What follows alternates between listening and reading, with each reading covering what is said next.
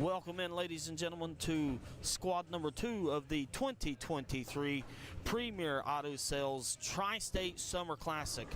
Again, ladies and gentlemen, we are currently under practice right now with about 3 minutes left to go in the practice. Right now, squad number 2 has several entries, and it's going to be a fun and exciting evening. My name is Brandon Massey, host of the live stream here. We are currently live on our Facebook and YouTube. You can check us out over on YouTube at Imperial Match Play.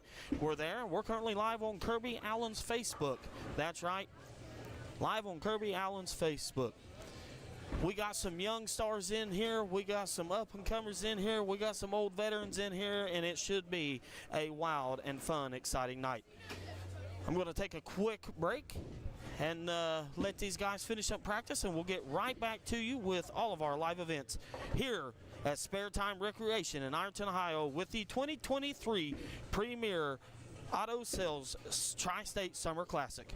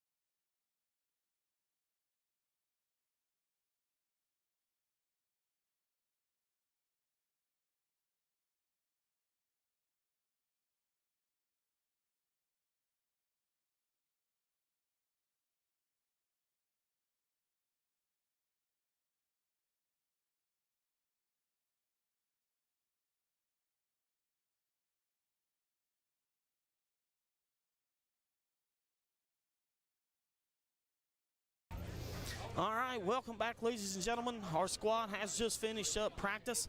I do have one note that I want to add out to you. Advancing from the first squad here this evening was Chris Prady, who did shoot a 300 the very first game here in qualifying, and then Matthew Rowan also advancing out of the first squad. I believe there's 5 advancing out of this squad here, so there will be 7 that would be advancing total into the finals here tonight. We're going to be getting these games underway. Some of the names that I'm seeing here down here on lanes 1 and 2, that's going to be on the far left-hand side of your screen. I see Mason Davidson, youngster, bowls with Ironton Bowling. Great up-and-coming kid, super great kid. Got to know him for a long time. My wife herself, Courtney Massey, will be bowling as well as my stepson, Connor. We have Allie Miles over here on lane number 2. She signed with Pikeville Bowling, I'm being told. So she will be continuing her education down in Pikeville, Kentucky. Pikeville has a very good and solid bowling school down there, so we're excited for her. First ball out of the gate was Mason Davison. Kind of had a little bit of a wash out there, and behind the head pin left the, looks to be the 2-8-10 split there. Allie comes out with a strike. Over here on lane number 3, we have David Allen, Ben Crace. We have Brian Rozzi. I'll catch some of these names that I know. Don Turner's down here on lanes 5 and 6. We've got several names here tonight, ladies and gentlemen. I'm not real 100% sure who most of these folks are, but I'll grab info as we go. Dave Allen with his first shot out there. You see him in the coat T-shirt there with the what looks to be the 4-6-7 split for him. Tim Boyd up on lane number 2. He's going to get his shot underway here. Here was Brian Rossi with a Brooklyn strike on the lane number 4 there. Down here is Evan Johnson, down just out of the corner of our screen there on looks to be 7 and 8 down there. Alexis Turner with a 9 count, her first ball. Courtney Massey with her first ball. She goes with a pocket 10. David Allen with his spare shot. Covers 2, covers the 4-7 nonetheless. They will have 4 games of qualifying here tonight, ladies and gentlemen. 3 games of qualifying, 4 games tomorrow. 3 games of qualifying here tonight. I apologize for that. 3 games qualifying here tonight. And again, I believe we're only advancing 5 out of there. Mason Davidson with his second shot of the evening. A little bit of a fast 8, 4-7 less standing for him. Courtney, I do believe, covered her spare over on lane number 1. Looking down the line here, we have Matt, looks like Matt Joyce down here on lane number 6. I see Evan Johnson down here. I see John Tordiff down on lane number 7. Corey Johnson's up on lane number 8 down there right now. He's coming off a strike. He's looking to double up. He gets away with one there. He went with the 6-10. Little right side here. Here's Brian Wentz. His first shot out leaves the 1-2-8. Sarah Meadows, her first shot. We've got bowlers in here from everywhere, ladies and gentlemen. Nice crowd here. This is only night number 1 for the 2023 Premier Auto Sales Tri-State Summer Classic. Connor Webb with his spare, so he goes 8 spare frame 1. Connor is a youngster, not very old, just getting into the game of bowling. A lot of you fans at home watching right now might know his grandfather, Johnny Wilson. Great to see Connor with a spare. Courtney's up with her second shot. Looks like Allie's going to be taking her second shot here. We see Terry Turner just in the right corner of our screen there. He's looking to cover his spare, and he does just that. Terry is one of our Huntington natives. Love watching Terry throw the ball. He just looks so aggressive throwing it, but it's so effortless at the same time. It's just fun for me to watch Terry throw the ball. Trent Fuller down here. He was out of Proctorville, out of Fairland, I believe Fairland High School. And I do believe he has since graduated. Yes, Ray, he has graduated. And he bowled did have a 1-year collegiate career with Shawnee State. So congratulations to him and his future in bowling. Brian Rossi on lane number 3 leaves the 5-10. Connor with his second shot over here on lane number 2. He left the 2-6-9, it looks like. 2-6-9 for him. So right side spare for him. Evan Johnson down here on the end of the house. Went 8 open, 7 split right now. Ben Crace with his second shot. Working on a double now. Good shot by him. There's Andrew Allen, also signed with Pikeville to continue his education and bowling career. And Andrew has doubled down there for him, so great job. I'm being told that there was a 5-10 pickup down here. It looks like Brian Rossi did cover that 5-10 split that he had over here on lane number 3, so good shot to him. Mason Davison just put one in the hole. Working off a spare there. He just struck. Job by him. All right, ladies and gentlemen, enjoy some of the bowling action, and I will be right back with you momentarily.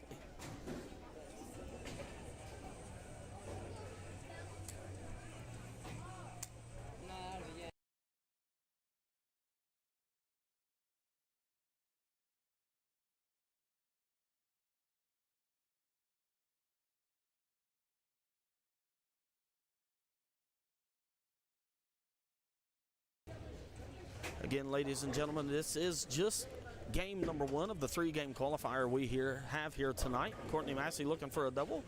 A little bit of a weak 10 for her. She went 10 pin the first frame, strikes second frame, 10 pin third frame. See if she covers her spare. Toad down there is working off of a double. He has now doubled. Matt Joyce went spare strike in 2 frames as well. Terry Turner's up on lane number 6. A big powerful shot, and it looks like he got all 10 in the pit. Dave Allen with all 10 in the pit.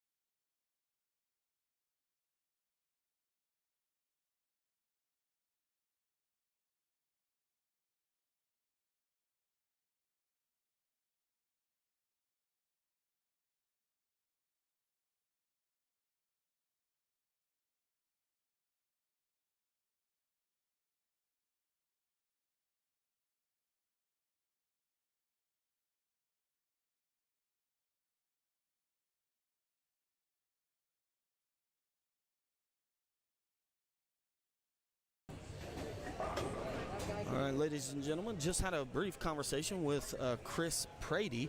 His set for squad number 1 was a 740 plus. He went 744, I do believe, his first set. 744 or 741, I can't remember exactly. I know he shot 300 the first game, but big set for him nonetheless here at the Spare Time Rec in Ironton, Ohio. Oh, we had the nice little 2-7 cover there.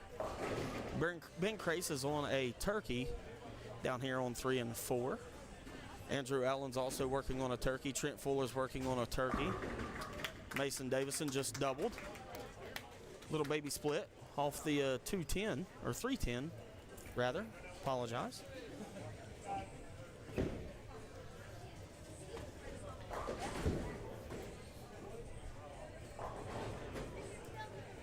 Again, I will be with you until the conclusion of tonight's round number 1 of the 2023 Premier Auto Sales Tri-State Summer Classic. While we do have the time, I want to go ahead and give a shout out to all of our sponsors that's helped make this possible here at the Tri-State Summer Classic. American Lube, Tudor's Biscuit World in Huntington. A shout out to Don and Terry Turner, the second, 3rd Avenue Auto Sales, Ohio Valley Crash Parts, Peddler's Home Cooking, just right across the road from us here, Premier Auto Sales, Guy's Floor Covering, Jim Howard & Son Body Shop. Special thanks to Ray Clark, Awards Plus Tees, L&J Dairy Bar, Carringmore Homes, and all of our youth stars, developing scholarships as well as developing scholarships through youth sports. I do have one note here to pass along to you viewers at home. At one time, Terry Turner was only one of 2 documentum bowlers to convert a 7-10 split in the first frame and a strikeout for a 290 game. So Terry was able to cover a 7-10 split, frame number 1, and puts the back 11 together to shoot 290. So a little tidbit on Terry Turner there. I got to give a shout out to Ray Clark. He is my statistician over here, providing me all the information for a lot of these bowlers. Mason is now working off of a turkey. He just put 10 more in the pit over there as well. Update through our current game right now. Andrew Allen is going to be working off of a, looks to be 6-pin spare for him. Ben Crace right now is on 4 in a row. David Allen has put 3 together since a split open in the first frame for him. Toad working off of a double just went 9 count on his. Trent Fuller is still working on his turkey right down there on 7 and 8 as well.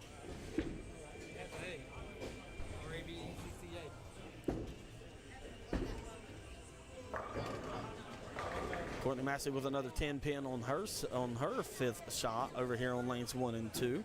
Dave Allen's up. Dave Allen is working right here, just down here in the red shirt, just above our sponsors on the left-hand side of the screen.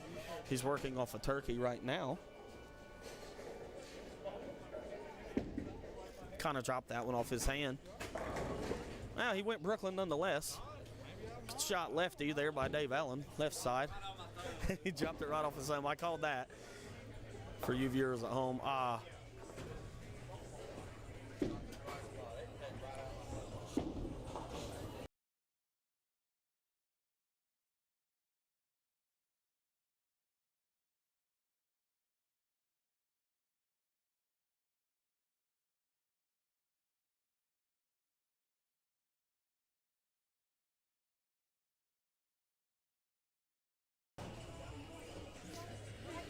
All right, here's Ben Crace. There was his shot right off the hand. Yeah, he's lined up, and he's throwing a pretty good ball right now. He's on the front 5. We don't want to give him the commentator's curse, though. Seems like that happens over on the Fox Sports Network with our PBA friends over there. We're not those guys, but we sure don't want to give the commentator's curse to Ben Crace. Well, he might have a shot to cover that. Tough 5-pin there for Brian Wentz. No, sorry, that's not reading as a 5-pin. That's reading as a 2-pin. We have Shane Ruth down here. You'll see him pop up in the corner of the screen here just momentarily. There he is, just right on the right-hand side of the screen.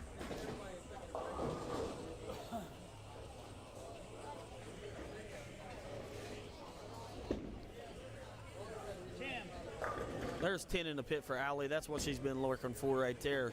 She has struck 3 out of her current 6 frames. Just got to start streaking them together, and she'll do just fine. Mason has since his early open in the first frame and his early spare has put 4 in a row together for him over here on lane number 2. 4 in a row for him. Here's Dave Allen working off of 4 in a row.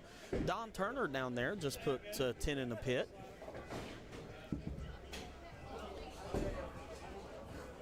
Oh, I see. We got the youth down here and the adults down there. No, she's got the oh,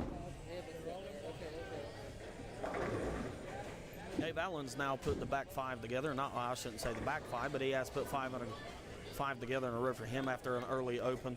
Courtney Massey has went strike in her 6th frame down there. Corey Johnson's up. Strike, 9 spare, 6 open, 7 spare. 7 count on his 5th ball. Brian Rozzi has went strike, covered a split, covered a 5-10 split, went split, 8 count open, and then has put 3 in a row together for him. It's a great bowling. A lot of fun. Again, my name is Brandon Massey. Alongside me, one of my technical advisors is Braxton Massey, little youngster from Fairland. School's over there. My statistician over here is Ray Clark, sitting beside me, helping me out. Put this show together for Kirby Allen to try to take some of the work off of him and provide a good, solid show for you fans at home.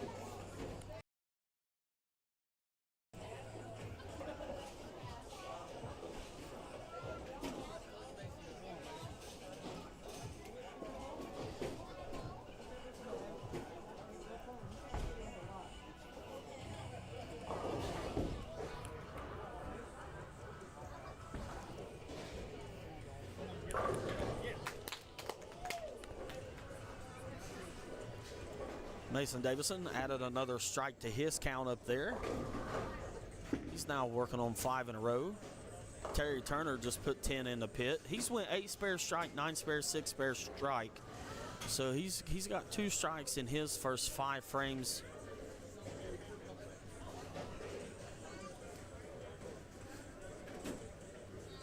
Update on Trent Fuller. He went turkey, 9 spare strike for him. Courtney Massey with her shot over on lane number 1, a little bit behind the head pin with a 2-8 left standing for her off her 8 count. Matt Joyce down here, he just went 9 spare. Allie Miles. Oh. Tough break for her, just chopped the 2-5 cover there for her. Courtney looking for a spare. Got 1 count for her. Here's Ben Crace. He's working on the front 5 right now. That's a little bit outside. Yeah, that's the commentator's curse. I apologize to Ben for that. So if you do go back and watch this stream, Ben, I apologize for the commentator's curse. 7 count, a little bit outside. Missed his mark by a few boards there. Went with the 7 count. Andrew Allen, since his turkey, did go 9 spare and strike for him as well. Here's Tim Boyd. He's up on lane number 2. He's going to be throwing just off the left corner of our screen right there. He has went 4 strikes out of his 6 frames over there on his pair. And Ben just open. Tough break for him. Only got the head pin on his shot. So front 5-7 open for Ben. He's setting up 143 through the front 6. Andrew Allen 10 pin cover for him down here. John Tortoff worked off a double, went 9 spare strike, and just went 6 count for him over there.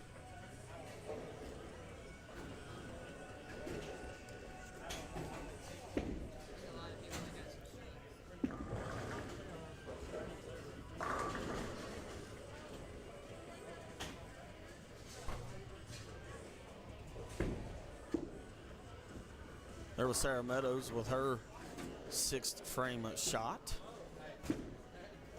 Tim Boyd went, he went 9 count his first ball and just missed the 2 pin.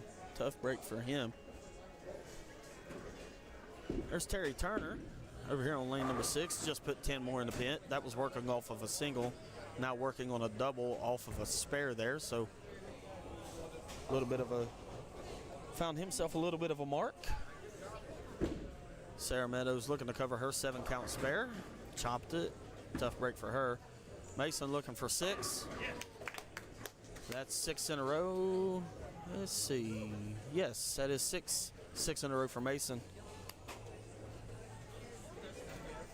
Made a real quick adjustment off his first ball in the first frame there on that 7 split. Went 8 spare, and then he's just put the next 6 in a row together. Evan Johnson, youngster out of Portsmouth, Ohio, down here on 7 and 8. There's Brian Rossi. It was a pretty good shot. 10 pin there. 7 fell late.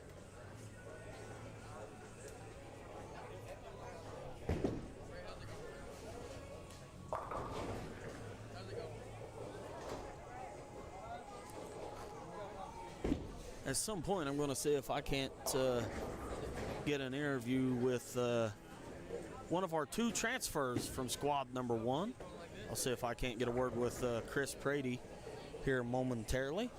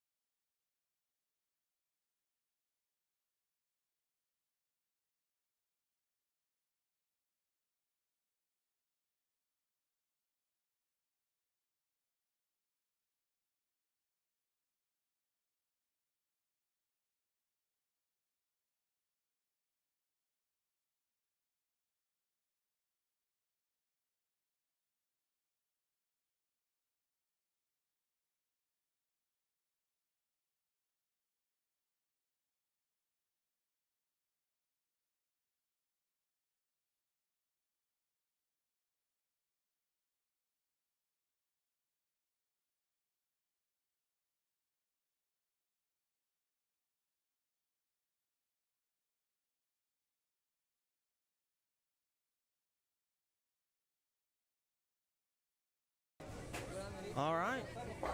I'm going to get everybody caught up on scores. Looks like most of everybody is entering the 8th, 9th, or 10th frame late here of game number 1 of this 3-game qualifier. 5 will advance from this round. We took 2 from round 1. So we'll have a total of 7. So when we get our cut and we go to the top 7 qualifiers, those 7 will do a 2-game with handicap match, and then there will be a cut to the top 6. And then the top 6 will do a 1-game with handicap, and that winner will be the 2023 Premier Auto Sales Handicap Tri-State Classic Night number 1 winner. Let's see if I can get a word with Chris Prady here real quick. Chris. Standing here with me is Chris Prady. Chris Prady led qualifying out of squad number 1 with a 744. He shot a 300 right out of the gate. Chris, what did you find out on the lanes that made you successful in squad number 1 in qualifying here? I just noticed that the lanes played similar to a house shot here, and the house shot here is not easy. So I just played the urethane ball, kept it on line, and it carried for me. So, I mean, I didn't have to make too great of shots, but, you know, he still had to carry. So.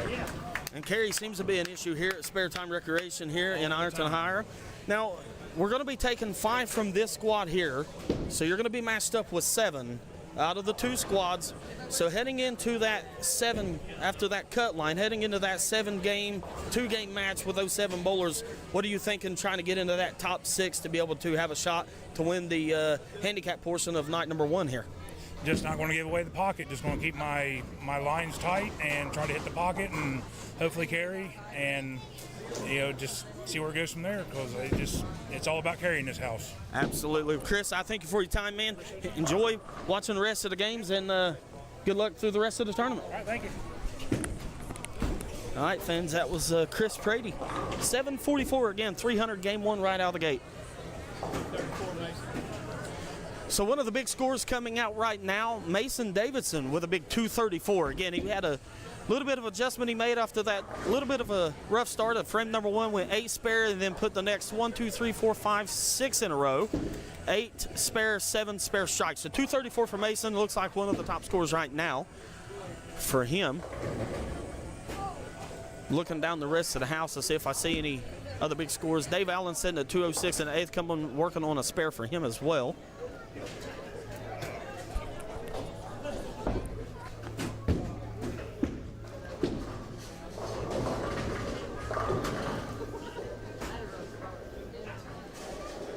One thing I'm starting to see here is I'm starting to see a transition in lanes. Since the front 5 for Ben Crace, he has went 7 open, 9 spare, 8 split open, a 3 count open, sitting a 177 in the 9th. So I'm starting to see a weird transition in the lanes, or not necessarily a weird transition, I shouldn't say that, but a transition nonetheless. David Allen strike his first ball in the 10th. Thank you.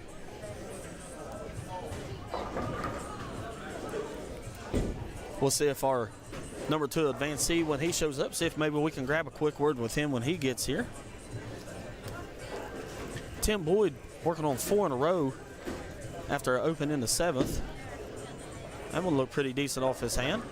Well, just kind of washed out on him. 194, not bad. Youngster Connor Webb, his first big tournament. Trent Fuller down here on the end of the house, down here on 7 and 8. He's had nothing less than a 9 count down there. He's in the 196 after a missed 7 pin in the 9th frame for him.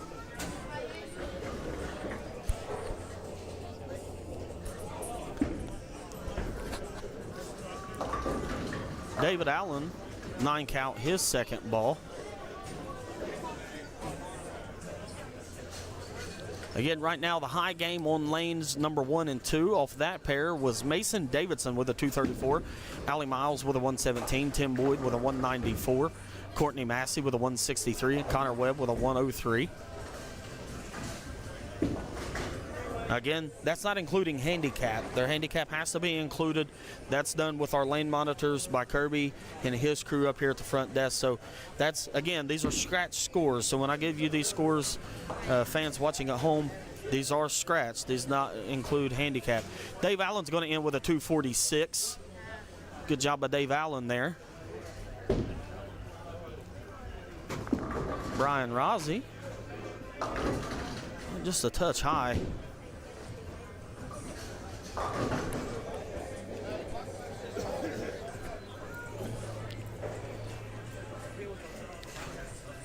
So lanes 1 and 2 has finished up their first game of qualifying.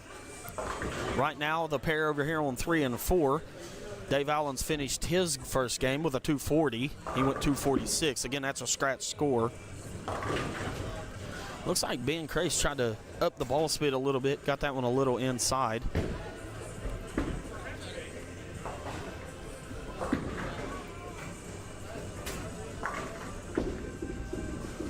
Brian Rossi, he's going to finish with a 2-0. 209 for him. Again, that's a scratch score. A 209 for him. Welcome.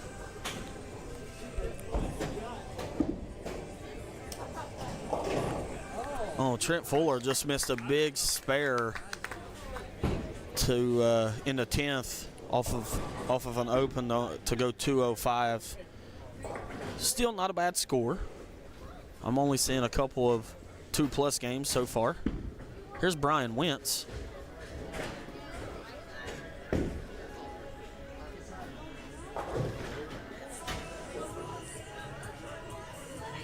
Ben Crace covered that split, that 6-count split he had. After shooting the first 5, he's going to go 194. And he'll be looking to turn around his momentum.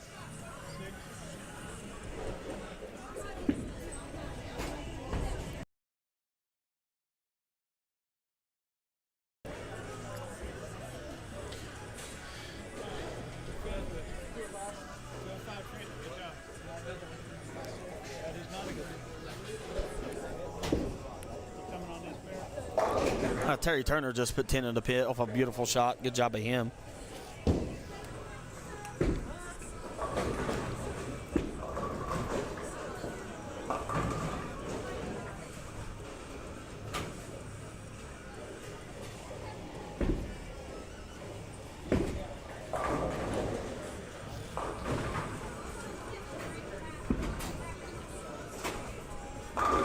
Andrew Allen's going to be looking to strike out here on lane number 5. He could strike out for a 215, 95.0515. Yeah, so if he puts 3 together in the 10th, he'll go out for 215. He'll be looking to do that.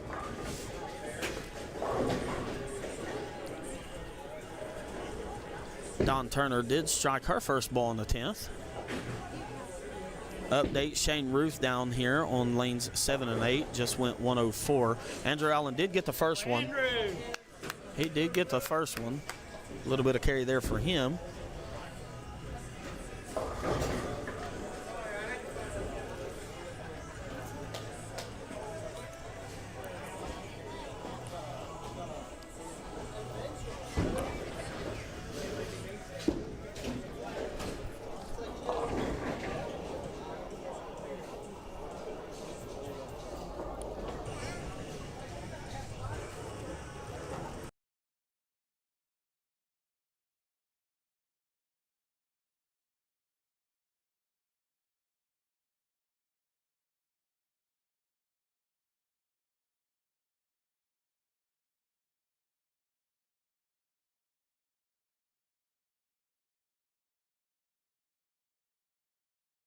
Andrew Allen did double, so he's going to be looking to put another one together. He will be in the 2 count nonetheless. Should be the 2-team range. Looks like he's going to make a slight ball change in his field ball here. He did just do that. Going to try to get a look for him nonetheless, so he'll go 212. So right now, currently, we see Dave Allen at a 246. Again, this is a scratch. Mason Davison, 234. Andrew Allen at a 212. We see Trent Fuller down there with a 205. Again, not all these games has been completely finished just yet. Matt Joyce here, he's working on a turkey.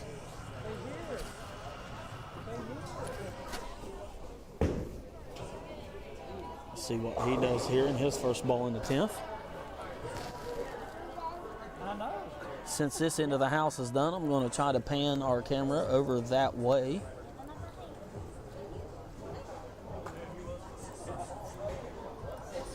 So I'll pan our camera towards that end of the house since this end of the house is completed, and then we'll go back. 7 count for Matt Joyce, his first ball. I didn't even bring my 10-pin ball here. I didn't even know it until this time I went back in there. That's Dave Allen you hear on stream. We're going to try to catch a word with him here in just a little bit to his first game. Oh, you're good. You're good. Dave, he didn't have his spare ball down there. Maybe it's an omen, he said. So he's got his spare ball down there. We'll have to see what Dave Allen shoots game number 2.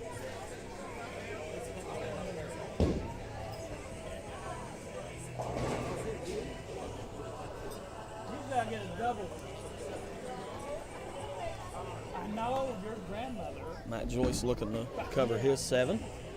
He'll do just that. Good cover by him. He'll be in the 2s.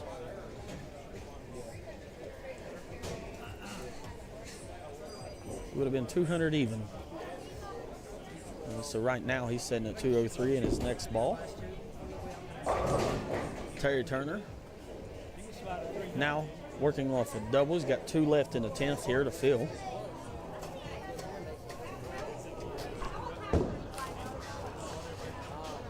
We do have our cameras panned towards the right side of the house. It's kind of where we're watching right now.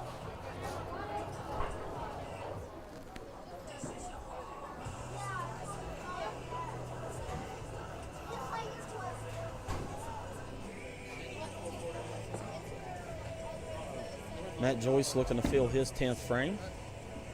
Yeah, he'll go 9 count.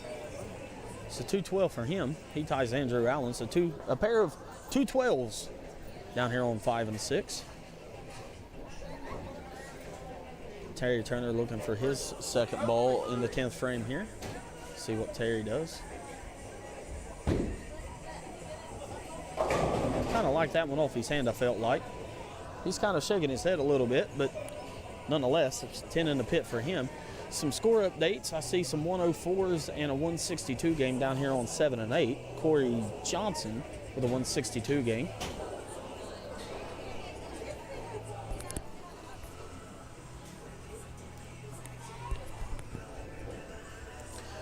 And Terry Turner's up on the approach. He's going to be throwing his field ball in the 10th frame here, working off of a turkey.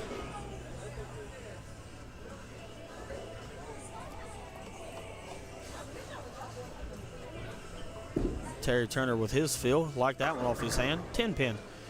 Not a bad game, though. He's going to end with a 234. So a couple of 234s we have. Got a 246, couple of 212s. We got some pretty decent scores here tonight, ladies and gentlemen, for round number 1 of our 2023 Premier Auto Sales Tri-State Summer Classic. This is the handicap portion. Tomorrow night will be our scratch portion, or I shouldn't say tomorrow night.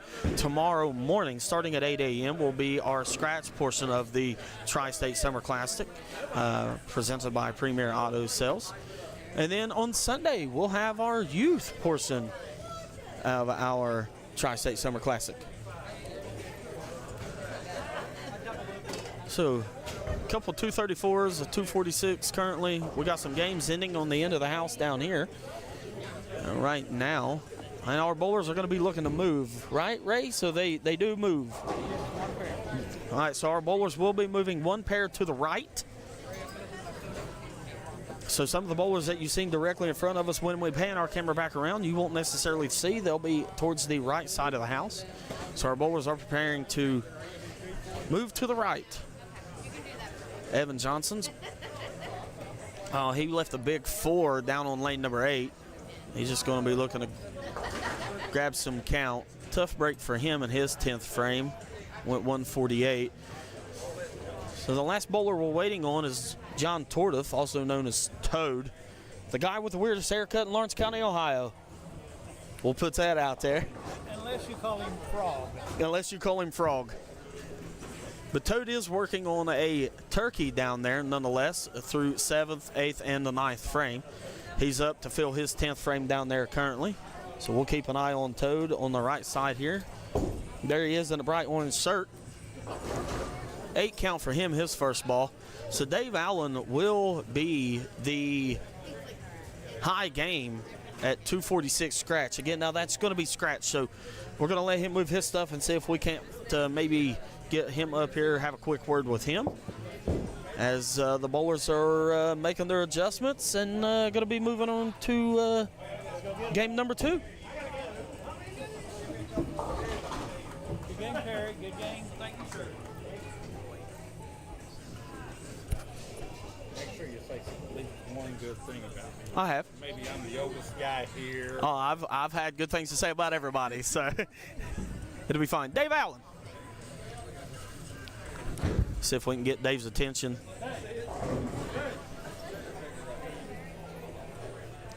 So I'm going to get Dave up here real quick. Standing with me here is going to be our high game now. This is going to be scratch. Dave went 246 the first game. Dave, you were lined up. You had a little bit of a rough start with that open early split, but you was able to put several of them together in with 246. Talk about that game and what you're hoping for the next 2 games where the qualifying here to lock yourself into that top 7 to be able to advance. Okay. Well, I'm hoping to, keep the same line I chose after the first shot. Went to a rotor grip Idle Cosmos and got a little bit further down the lane and, looked further down the lane with my eyes right there, and it kind of got outside of where I was trying to get and got to come back to the pocket. And, I had a couple crossover on me, but that was all me. But, hope to keep throwing them good and see what comes out. Absolutely. Well, Dave, good luck for your next 2 games with the qualifying, man, and hopefully you'll find your way into the top 7. All right, appreciate it. Thank you. Absolutely. Again, that was Dave Allen. He was the high scratch game, 246. I don't know how many pins with a handicap he is bringing in, but congratulations to him. Let's see if I can get one of my our youngsters in here. Mason, if you'll come here for just a second. Mason was a pair of our 234s. Let's see if I can grab a quick word with Mason. So we had a pair of 234s. Dave Allen went scratch 246. Mason went scratch 234 here. Mason, a little bit of a rough start. You was able to put 6 or 7 together there and finish out with a 234. Let's talk about that game and what you're hoping for through the next couple of games of qualifying. Hope I can keep my speed slow. I had to slow my speed down that game. He's just real nervous, real shy. Nonetheless, hey, man, well, look, good luck to you the next couple of games, and we hope to see you in the top 7. I didn't even video it. Ray tried to get a video. He got a little shy. The thing is the camera faces all of our lanes, and not necessarily just him. Just wanted to try to get a quick word with him. One of our youngsters here does bowl for Ironton. Great kid, super great. He's just awesome kid. He's fun to watch. Got a good family, good coach. It's just fun to watch him grow. I've seen Mason kind of grow up in front of me, loafing around spare time here, and just proud of what he's been able to accomplish and what he will accomplish throughout his career. Ray, you got anything to add there? I already had a college scholarship offer before junior gold. And he's what, a freshman? Before his freshman year. So before his freshman year, he did have a college offer, and that was where? Huntington, Indiana. University. Huntington, Indiana at Huntington University, and that was for bowling. Over spring break, yeah. Yeah, and so, freshman in high school already looking at collegiate offers to extend his bowling career and education. So, awesome, great. Well, there's our first ball out of game number 2. So as we get game number 2 underway, we do want to give a shout out to all of our sponsors here. Oh, we're going to have to plug our battery up here. Now transfer, you can start your match. And second game. I got a little bit of a battery alert, so we're plugged up and ready to go. So So a shout out to our sponsors. First and foremost, a shout out to Premier Auto Sales. We'll go ahead and get them out. They are the primary host of the 2023 Tri-State Summer Classic. It is a 3-day event. The first night we go with a handicap portion that involves youth and adult mix. We also have a scratch portion that will involve youth and adult tomorrow starting at 8 a.m. And then we have our youth only on Sunday. Mason Davison will strike his first ball over here on lanes 3 and 4. Again, our bowlers have moved one pair to the right.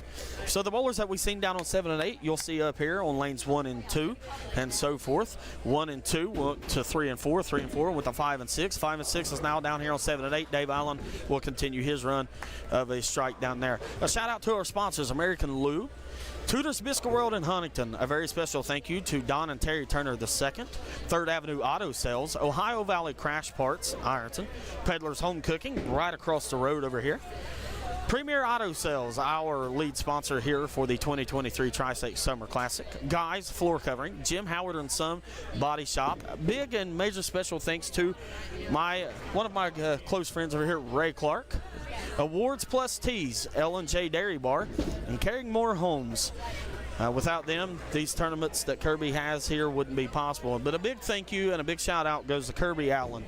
Kirby does an amazing job with this tournament and working with youth and the youth stars and developing scholarships through youth sports. And just Kirby's love and dedication to the youth, and not only just that, but the love and dedication to the game itself is, to me, is unparalleled to what Kirby Allen has done for our area in terms of bowling.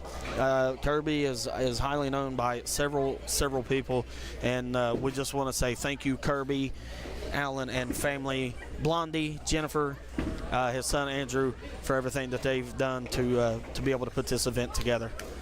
So we're going to take a quick break here, enjoy some of the bowling action, and I will be right back with you all.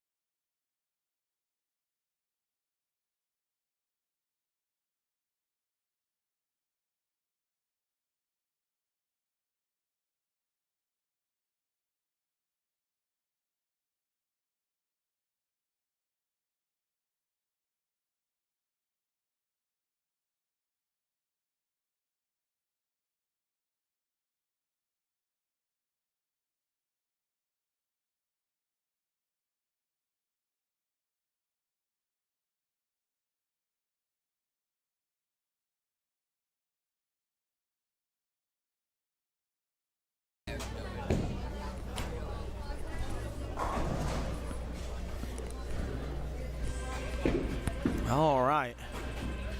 So looking early. It's almost good as a baby split. Here, Mason Davison has doubled. Our leading scratch game so far has doubled. Dave Allen has doubled. Courtney Massey went strike 9 open in her first 2 frames.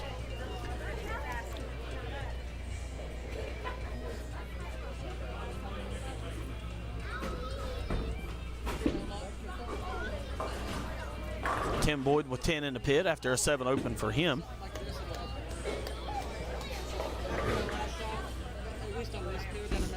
Shane Ruth, 7 count down here on 1 and 2. Connor Webb with his first shot. 9 count for him. Lefty John Tordiff down here has doubled his first 2 frames as well. Yeah, just a touch inside for Mason there off of a double. He should be able to cover that. spare on the right side, leaving the 2-6-10 for him.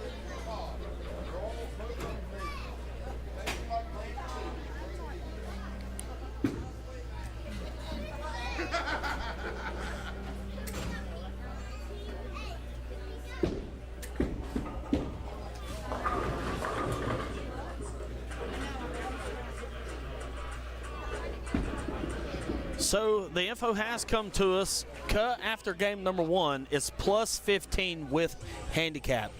So the cut right now is plus 15 with handicap. Now I'm going to bring my statistician in here real quick to clarify that I make sure that I say this correctly. Plus 15. Now this is going to be on a 200 baseline. Is that correct? 80% difference in average and 200. Yes. Okay, so it will be on a difference of the average of 200. So right now the cut is about 215. Ish with handicap. So right now the cut line is at about 215 with handicap. Again, that's going to be plus 15 with handicaps. Courtney Massey is perfect on the right lane. Nonetheless, pair of strikes for her on the right side. 9 open on the left frame. Dave Allen a little bit behind the head pin. Left a small bucket. The 2-4 and or let's see 2-4-5, yeah, 2-4-5 for him over there.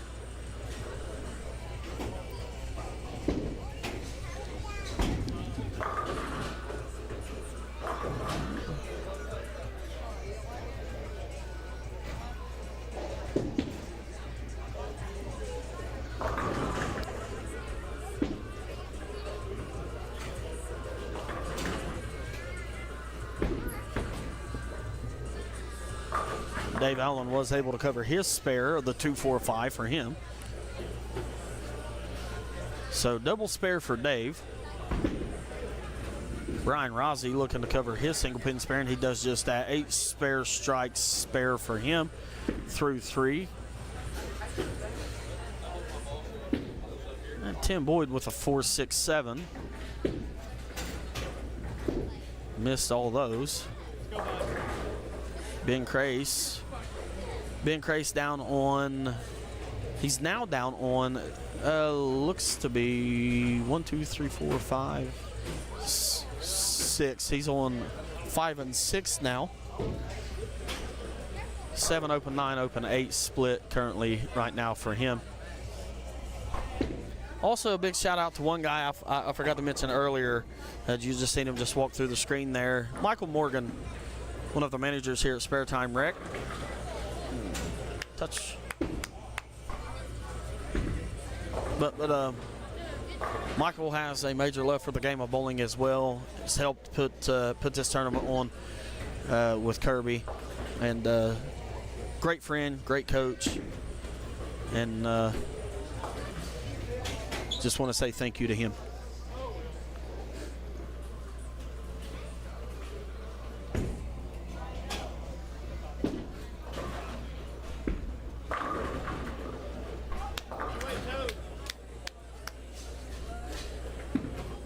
Toad, John Tordoff, front 3 for him down there. Sarah Meadows with a 9 count, her 3rd ball.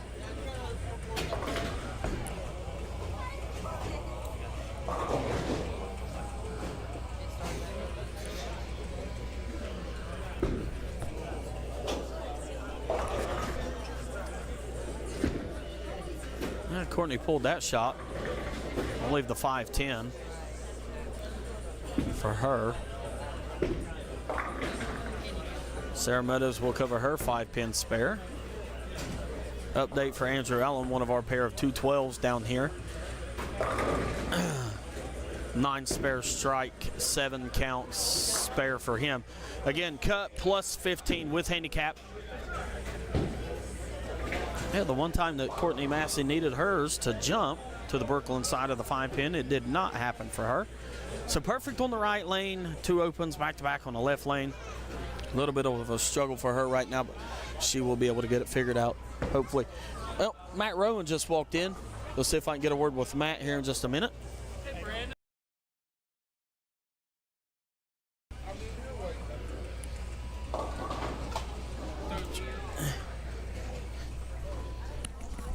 with me here is Matt Rowan, one of our two qualifiers from the first squad. We did have a conversation with Chris a little bit ago. I was hoping to get a conversation with you when you was able to get back in here. Matt, great teammate, been able to bowl with him a couple years now. You made it, right? You're going to be looking at the top 7 after your first 3 games of qualifying. So let's just see kind of how you've prepared for this next 2-game qualifier that you'll have with the top 7. I just try to throw the ball good. That's it. That's it. Just try to throw the ball good, not give away the pocket, and just hope to carry. Yeah. Yeah. Absolutely, man. Well, good luck. Congratulations for making the cut out of the first 3 games for the qualifying, man, and we're excited for you. We hope you're there. Ethan should have made it too. Absolutely. Yeah, that sign over there. Oh, it's a sign. Kept you from scoring, huh? Yeah, it kept me. All right. That was Matt Rowan. He's back to see kind of where the games are right now. So, a couple of score updates. Dawn Turner went 8 open her first frame. That has since went 9 spare strike through the back 4 for her, the front 4 for her down there. Terry Turner, 9 spare strike, 9 spare. So, pair of spares on the left lane, a strike on the right lane for him. Andrew Ellen up on the right lane down there. That's his blue ball kind of panning out around that way. He will be down here as on 1 and 2, so we'll be able to catch him.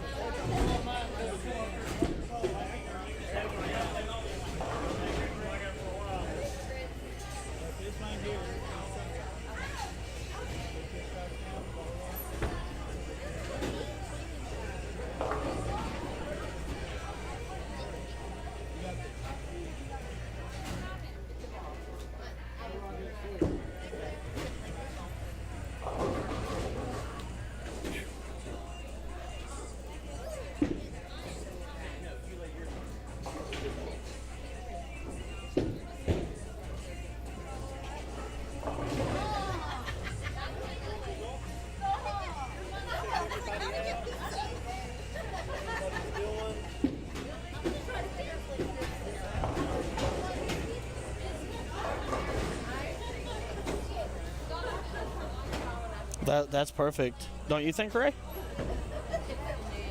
Sure, Ray. Up at the top.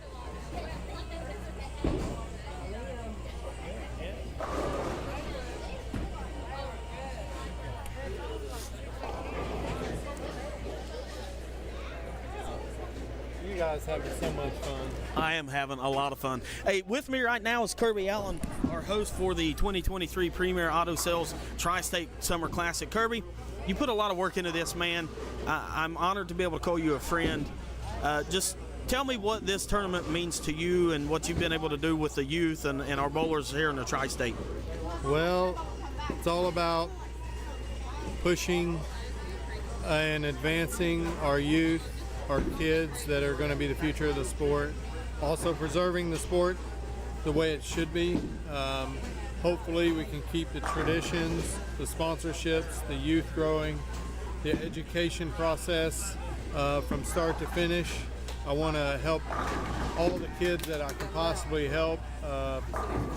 Definitely give youth and adults something to participate in. That's why we're diverse. That's why we have 3 different events. That gives a little bit of all the bowlers interest and gives them all something to shoot for.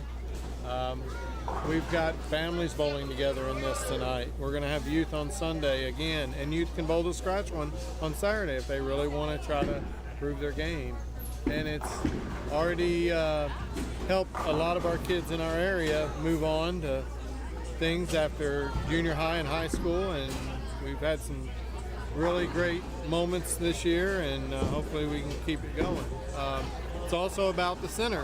The center was called Tristate Lanes in the when it was built, and that's where the tournament came from. So I've just kept pushing it and adding events to it and trying to make it as different and diverse that I can. Like Sunday on our youth event, you can walk in, never bowled a day in your life, enter the tournament, get a handicap based on just your age if you're in school, and guess what? You have a chance to bowl and compete and try something new. And we've had a few bowlers do that, and now they're bowlers. So. Absolutely. Kirby, you've done a great job with this tournament, man, and you're just a great personality to be around. I can't thank you enough for what you've done for me in my bowling career, and hopefully I get to show that tomorrow in the scratch event. But nonetheless, we're excited to be a part of this tournament. I'm excited that you gave me the opportunity to live stream this and kind of commentate some of the things and bring a whole new aspect to the Tri-State Summer Classic hosted by Premier Auto Sales. Yeah, exactly. If it wasn't for all the sponsors, our title sponsors, Premier Auto Sales, and all the other sponsors have given and created this event, and hopefully that'll grow every year, and we can hopefully push and get some more business for these sponsors. You know, people see that they're supporting events, supporting youth, and supporting scholarships, which are eligible in every event we got. Youth earn scholarship. In fact, Mason Davidson is the scratch winner from last year, and he got the full money for scholarship last year, and so he'll be defending, and hopefully, I'm sure he's thinking he wants to do it again. And but you know, it's been more than one occasion our youth have won the adult side, and that means we have kids inspiring to bowl better and better and better, and actually earning money for their future, for school endeavors. It can be used at trade schools, all kinds of things USBC does with the SMART program. So I utilize that and want to see it keep continuing to help our kids in our area. Absolutely. Well, Kirby, you enjoy the rest of the Friday night events here, and I'll continue to take care of this bit, at least what little bit I can do on my side over here with the stream, and you do what you got to do, and hopefully you, when you go back and watch it, you'll have a good time watching it. Absolutely. Thank you. Thank you, Kirby. That was Kirby Allen, and we do want to mention those sponsors that he talked about: American Lube, Tudor's Biscuit World out of Huntington. A big special thanks to Don and Terry Turner II, 3rd Avenue Auto Sales, Ohio Valley Crash Parts, Peddler's Home Cooking, Premier Auto Sales, our title sponsor, Guys Floor Covering, Jim Howard and Son Body Shop. Big shout out and special thanks to Ray Clark.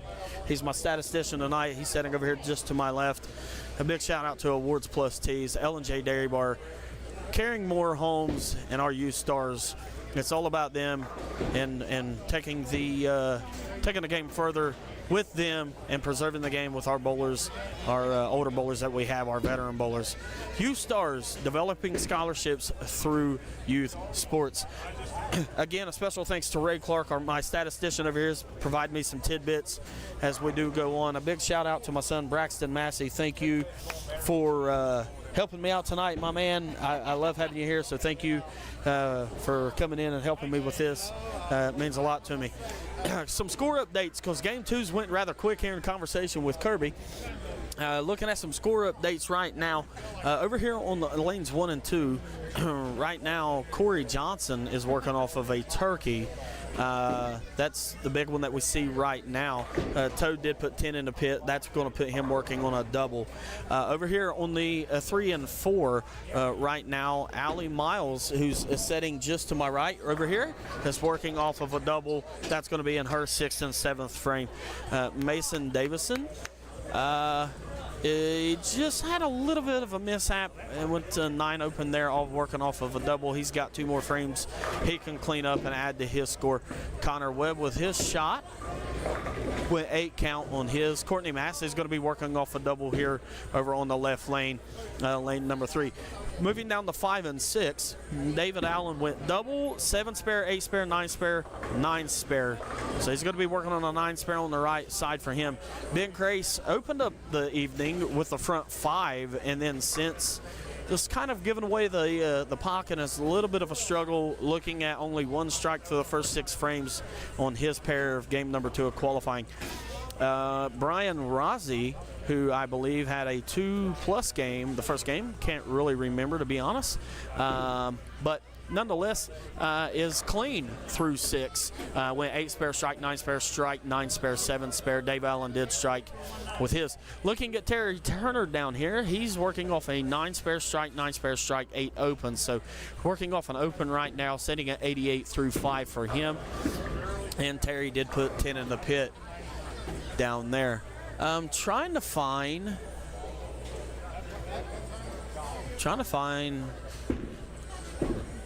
Andrew Allen. There he is, Andrew Allen.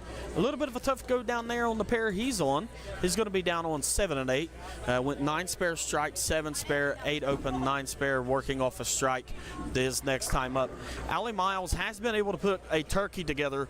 That's going to be the 6th, 7th, and 8th frame for her. A little bit of a rough start in game number 1, but has been able to really rebound game number 2. She'll be up next again on the left lane. Toad looking to turkey. Jump to the right side, leaving the 2 pin for him. And that was off of a double.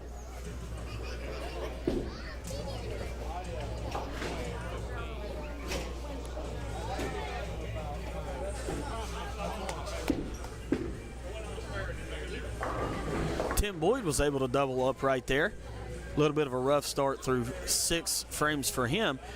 Has went 7 open, strike, 7 open, 5 spare, 7 open, 8 spare, double. So I've been told from a lot of our bowlers and just in conversation coming into the night's event, Allie was able to go 4 back for her. So really nice game. She's been able to rebound after that. Missed a 9 count open in the 5th. Has really put the back. Hey, Mason just got away with 1. Carried out a late 4 pin there, but it was able to carry it out nonetheless. Going to be working off a strike his next time up in the 10th frame. Job, Duke.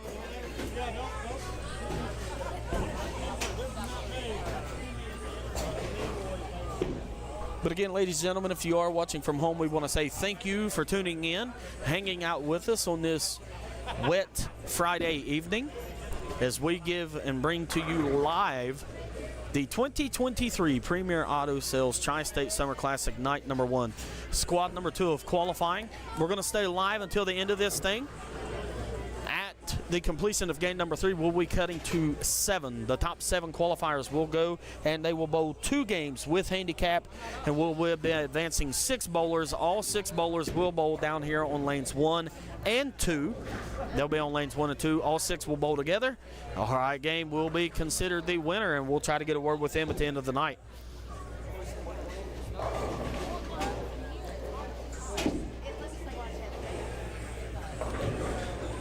Yeah, last 2 shots for Toads kind of gave it away the pocket. Went 9 miss in the 8th. That was off a double, and he's working on a 9 count right now.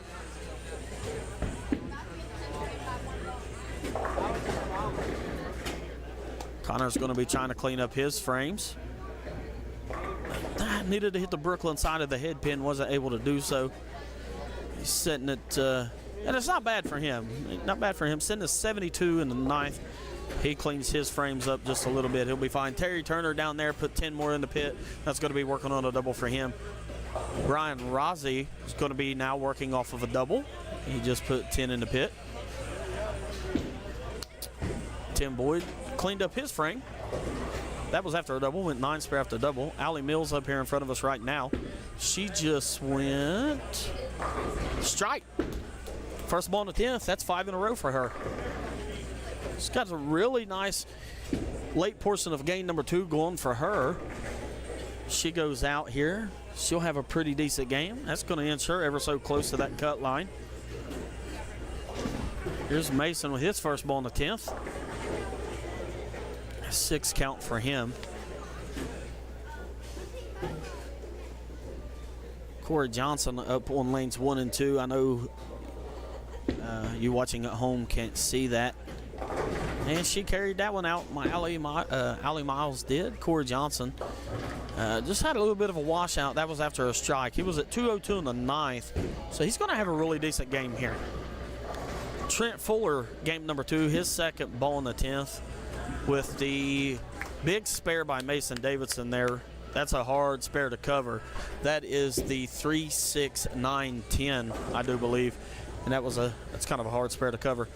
But Trent Fuller with the 310.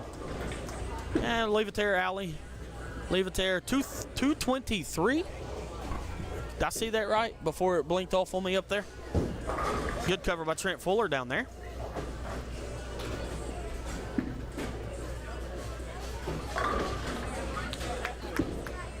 Good way to clean up.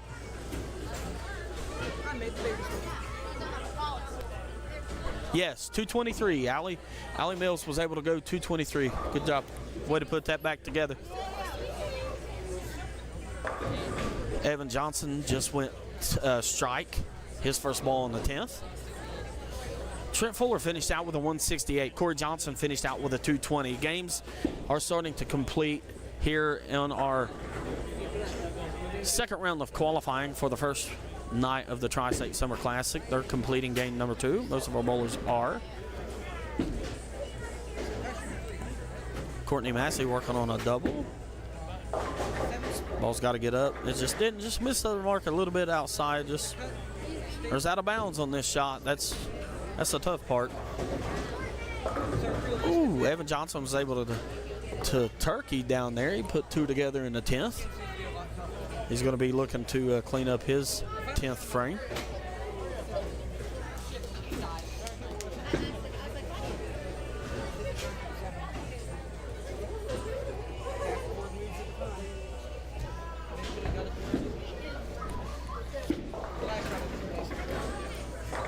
Oh, Brooklyn for Tim. That's going to put him working off a double. All right, Courtney covered her spare.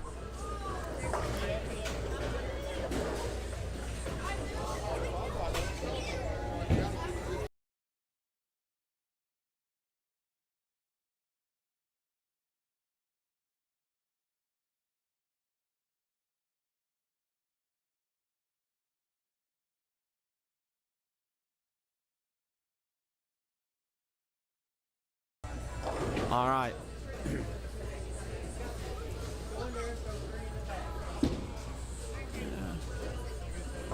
Yeah, Courtney made a little bit of an adjustment, was able to put a strike together for a 168 for her.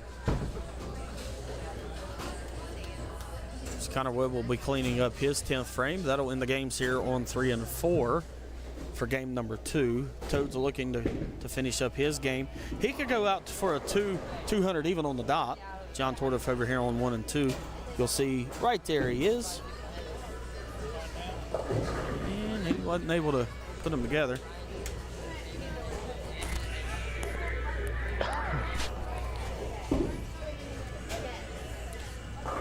Update on Dave Allen. Dave Allen, he stayed clean, and I think that's going to be the big key in advancing is being able to stay clean, and Dave's done that through his second game.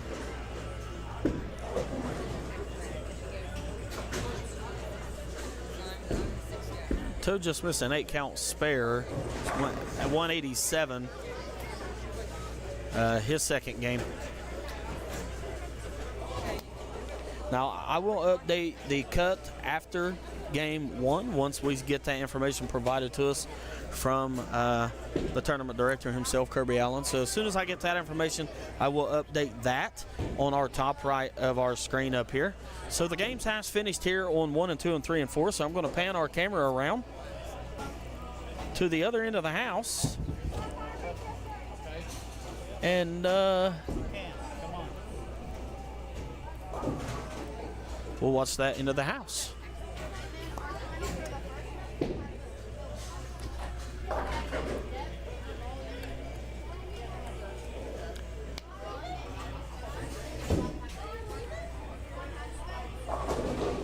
All right.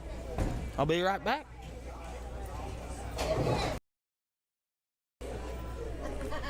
I'm just going to leave the mic open so the mic will be hot. Just FYI. No problem.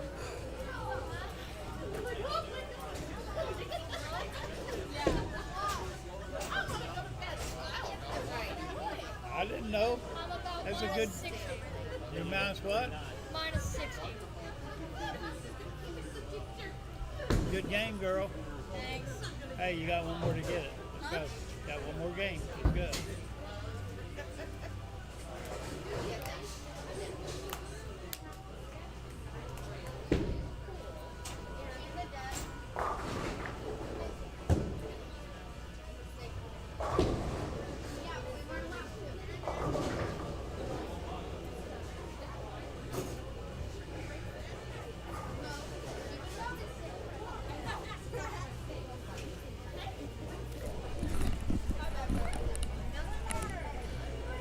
We got Dave Allen up here. His first ball in the 10th. He went 7 count. Left the 1-3-6. And spared.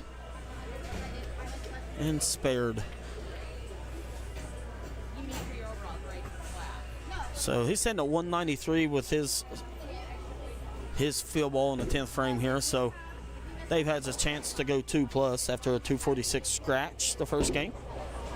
He has the opportunity to go on to the being able to stay at least on the plus side scratch.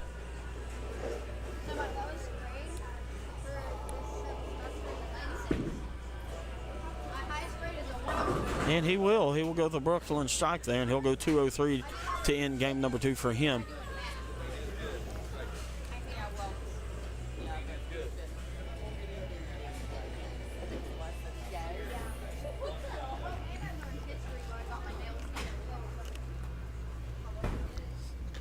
So right now, highest scratch game from pairs 1, 2, 3, and 4 is a 220. I'm sorry, 223. Allie Mills, 223 is the highest scratch game right now of game number 2. Now we still have 2 pairs of lanes down here that still finished. That's the pairs that you see on screen currently. That's going to be 5 and 6, 7 and 8. Ben Crace with his shot. He's just kind of lost the pocket a little bit, Ray. He put the front 5 together. Game number 1 has just kind of lost the pocket. The lane transition, maybe. Yeah, I think I got him this game. Let's see, he got another game. He's got another game. It's just, you know as well as I do, you can't give the pocket away in these tournaments. You give the pocket away, you get lost, and it's just hard to recover. It's an uphill battle from that point. That's in having a conversation with Chris Prady a little bit ago. That was the one thing that he had commented on, was not giving away the pocket and hopefully being able to carry, and he's going to be open to be able to do that through the second half of his trying to win the first night of the Classic. Dawn Turner, she just went 8 spare her first ball in the 10th. So she strikes. She has the opportunity to go out at a 170 scratch game. Andrew Allen again, 185 in the 9th, has to put the back 3 together to go 215. He went 213, I do believe, game 1. I'm sorry, it was 212. 212 game 1, goes 213 game 2. So 212, 213 after 2 games for Andrew Allen. He's down on 7 and 8 right now. So 210 for, I believe that was Brian Rossi. I believe he went 210 scratch. Don Turner finished out with a 169. And Brian Wentz, he's working off a turkey here. Kind of a taller guy. Seems to be struggling a little bit with the approaches here. A little bit of a struggle for him. And that was working off of a turkey. He covers this, which is a 136. Covers a 136 down there. He should be on the plus side of 2 as well. I'll confirm that. Little Alexis Turner down there. She went 9 count her first ball in the 10th frame. And Brian Wentz went to the left side of the 7-count spare, finished out with a 182. Sarah Meadows covered her 8-count spare, the first ball in the 10th.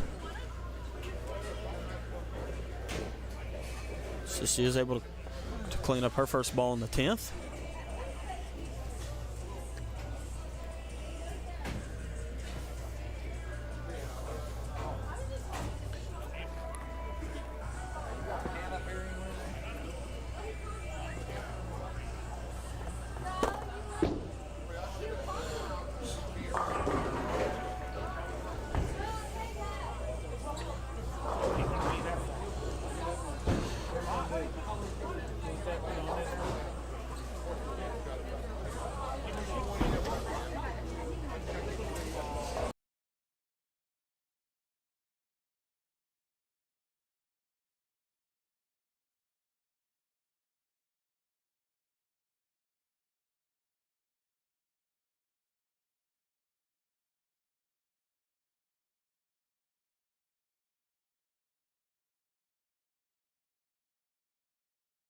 So currently right now, 223 by Allie Mills will hold on to the top scratch game of game number 2.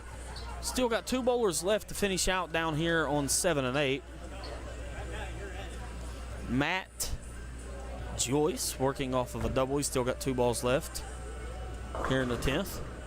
Went to the Brooklyn side of the head pin, one of the lefties that we have here, I do believe. So he went 9 count. He's going to try to finish as close to the 200 mark as he can. Here goes Terry Turner, his first ball in the 10th. 18, almost 18.5 mile an hour for him. It just flew right by the head pin for him. So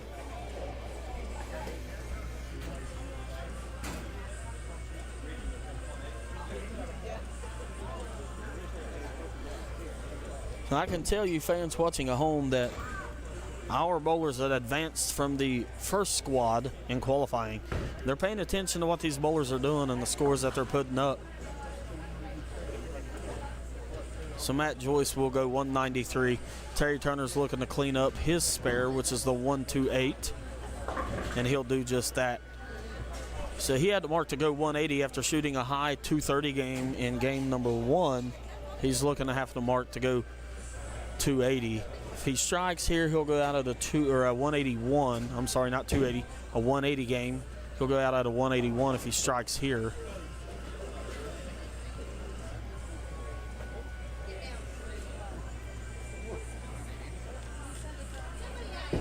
And he will go out at a 181. So that will complete game number 2 here on our second squad. So I'm going to go back to here. And our high scratch game of game number 2 was a 223. That was by Allie Mills. Allie Mills with the high scratch game of game number 2. So I'll see if I can't track her down, and we'll get a brief word with her. One of the youngsters does have a scholarship going to Pikeville University, I'm being told, to continue her education and collegiate bowling career. So we'll see if we can catch up with her here in just a little bit, and there she comes. So let's see if I can go ahead and get a word with her. Allie, yeah. So Allie, you was able to put up a 223. That's going to be the high scratch game of game number 2. You was able to really put a solid back part of game 2 together. Talk about that game and what you're hoping for continuing on as you advance or hope to advance in the cut. So getting the strikes in my bowling alley, we have this guy named Collis, and he does this all the time. It's called a BGC. Actually, no, GBC, which is a great ball change. Great ball change.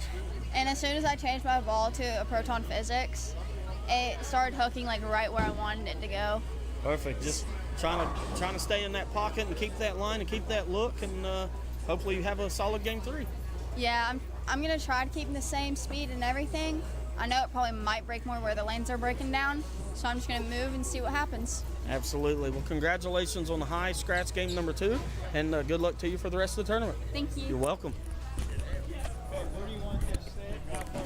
So that was Allie Mills, We got a brief word with her. So I'm going to take a brief break here. We'll get right back to you as we get ready for game number 3 of our qualifying here for the 2023 Premier Auto Sales Tri-State Summer Classic Handicap portion here on Friday night, live at Spare Time Recreation, Ironton, Ohio.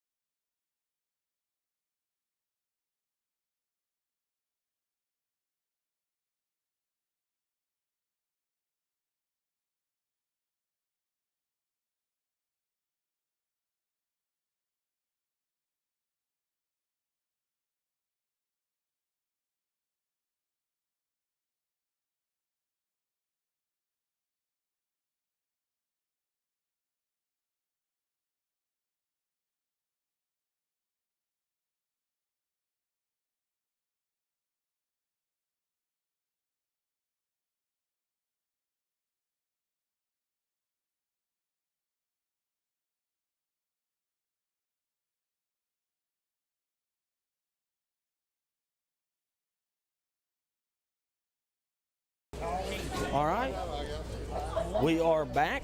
Game number 3 here, and the cut only went up 1 pin. Cut is plus 16 with handicap.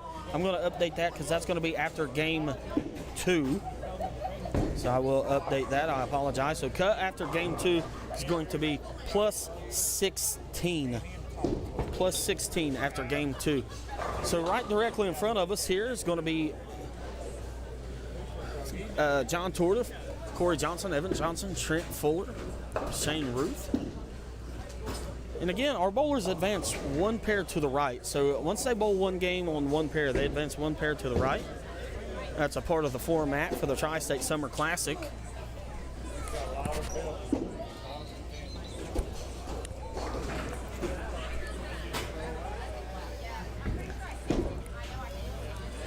So currently, high game number 1 was 246. That was Dave Allen. High game number 2 was Allie Mills with a 223. So it's kind of everywhere right now. The cut line is plus 16. That's going to be after 2. I just got that information that was sent down to me on a post-it note. So the scores are. It's close. I kind of feel like it's close. It's going to be a determining factor. It's going to be. It's clean frame, staying clean, right? That's the big thing. Absolutely. String them when you can and stay clean. Absolutely. Absolutely. Again, I want to say thank you, Ray, for helping me out tonight. Thank you, Braxton, for helping. You guys have been awesome. Shout out to Kirby Allen for allowing me the opportunity to come in and do this for you all. Our payout for tonight is as followed. Our payout tonight is as followed: $1,000 to the first place, $500 second, $200 for third, and I'll try to catch on the rest. So 1,000, 500, 200, 100 for fourth, 90 for fifth, 80 for sixth, and seventh will finish out $75. The entry for tonight's event was $65. So if you finish in seventh place, you're going to make 10. Nonetheless, you will profit a little bit of money. Now, our youth don't cash quote-unquote dollar bills. Our youth will get Smart Fund dollars. That money will be placed into their Smart Fund account and will be able to go on to their college education and their needs for carrying on their education in college. It's part of their scholarship dollars. SMART is an acronym. I'm not 100% sure what the SMART acronym stands for. I'd have to look it up on USBC, but everybody knows that that's a Smart Fund, and that's what we go with. So it's for your education, and that's what the fans at home need to know. It's what the fans at home need to know. It just goes to the college education. And if students earn Smart Fund money and they don't attend a higher college or a trade school or something like that within 5 years of graduation, that Smart Fund money goes into a big bankroll. And like JTBA, Kyle Wilson at Pikeville runs that JTBA, and these other centers, the Midwest that we bow in Dayton, they apply for Smart Fund money, and they get a chunk of money. They distribute it to their tournaments and add it in. That's the unused Smart Fund money after 5 years. So the money does get used. It's used eventually. Eventually, in time, those dollars or those funds do get used. So that's a great thing about the Smart Fund and how it will help bowlers, our youth bowlers, continue their education and collegiate bowling careers. So update down the house here. Dave Allen went 9 opener and working off a double. Ben Crace working off a double. Brian Rossey's working off a double. That's going to be down on lanes 7 and 8. Sarah Meadows working off a strike 9 spare through 2 for her. Brian Rossi just went 9 count. Ben Crace looking to turkey here.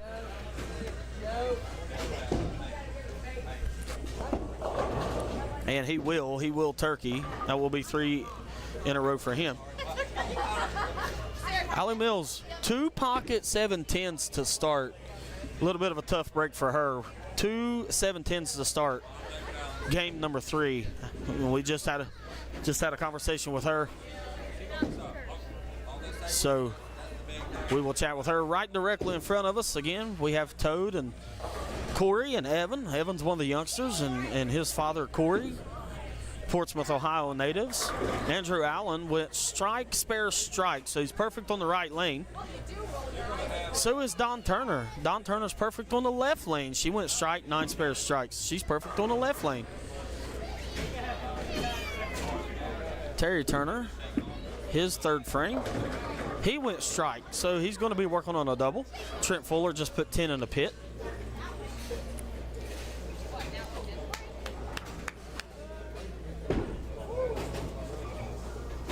Bring him now. You got the ball? I was not expecting it to hook up.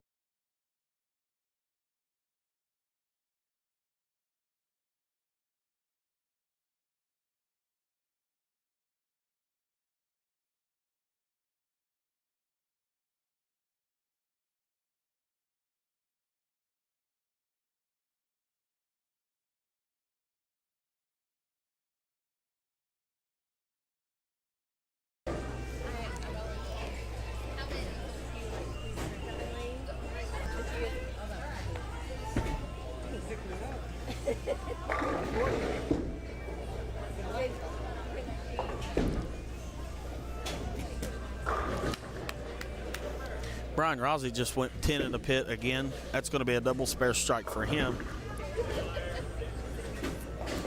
All right, so Allie was able to get her first spare of the game, game number 3.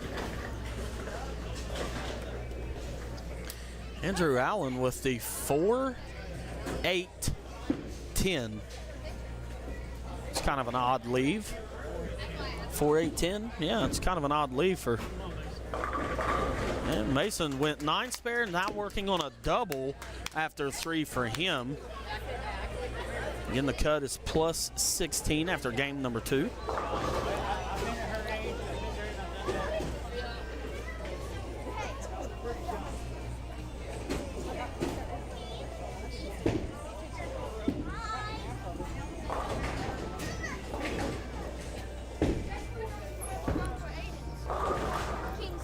Oh, my phone going dead?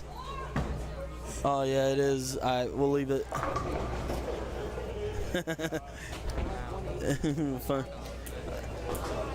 I have to bring a charger tomorrow.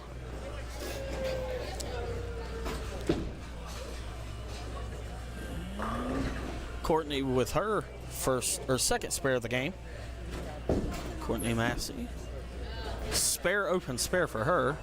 Evan Johnson with his spare in the 4th. Matt Joyce down here on 1 and 2. He went spare turkey right now through 4 for him. Corey Johnson just put 10 in the pit directly right there to in front of us.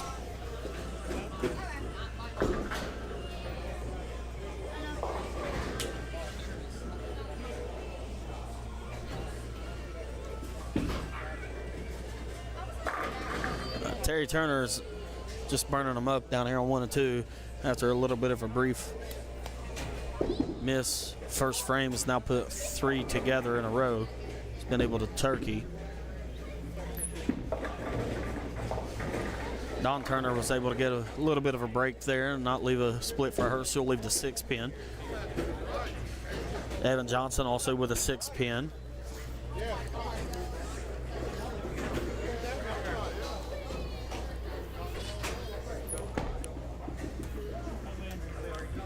So Evan will cover his 6 pin. Dawn will cover her 6 pin. Wow. 10 pin for Allie Mills down there. Went 2 pocket 7 10s, and then went 9 spare, looking to cover another 10 pin for her off another 9 spare. Trent Fuller was able to double. It's going to be 8 spare strike, 7 count open, double through 5 for him. Allie will cover her 10 pin down here on 5 and 6. Ben Crace with a turkey went 9 spare and had another 9 count. He left the 3 pin. Toad with a 7 pin directly right in front of us.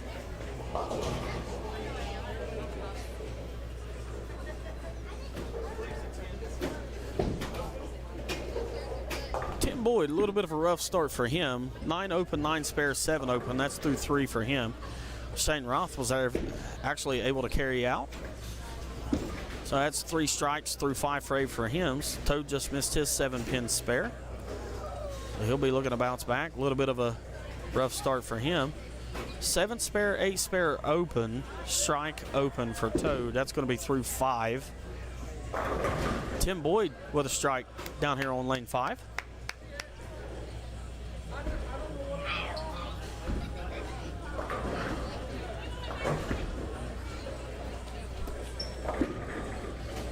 Matt Joyce put a 4-bagger together down here after a 7 spare. I kind of feel like Matt Joyce is kind of my sleeper right now. I don't know what his handicap is in this tournament, but I kind of feel like he's been a little bit of a sleeper. He's setting up 425 through 2 games scratch. I kind of feel like he's a little bit of a sleeper to kind of sneak in there. So we'll keep an eye on him. I don't know what his handicap is, but keeping an eye on Matt Joyce down here on lanes 1 and 2. 7 spare, 4 back for him. Dawn Turner just put 10 in the pit. She's got a nice game going too. 457 after 2.5 games, give or take. This cut line's going to be super close, folks. I really got a feeling that's a 3rd straight 10 pin for Allie down on lane 6. She's going to be trying to make an adjustment. Shane Ruth, he's going to double. Evan's going to spare.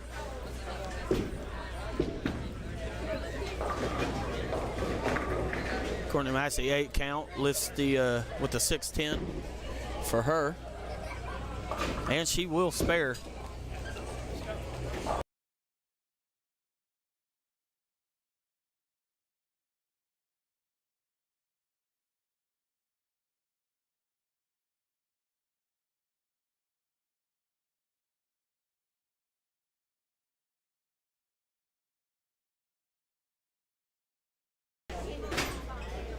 Corey Johnson with a little bit of a odd lead for a right-hander. Well, two-hander, throws right on the right side.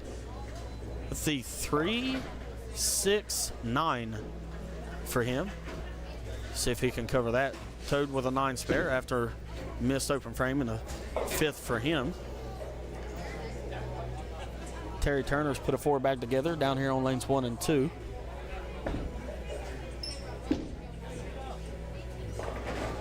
Yep, and he will cover it. Good job by Corey. Cover. Trent. Ooh, 4-pin for Trent Fuller. That was off a turkey. Terry Turner just rips the ball. Well, that's kind of flat off the hand. It's going to be a 5-10. No, sorry, that's going to be a 2-10. 2-10 split for Terry Turner. It kind of seemed like it was a little flat off the hand there. Matt Joyce is up over on lane number 1. He's going to be working on a 4 bag.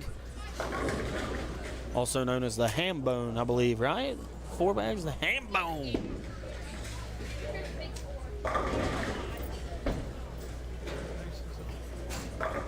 Ooh.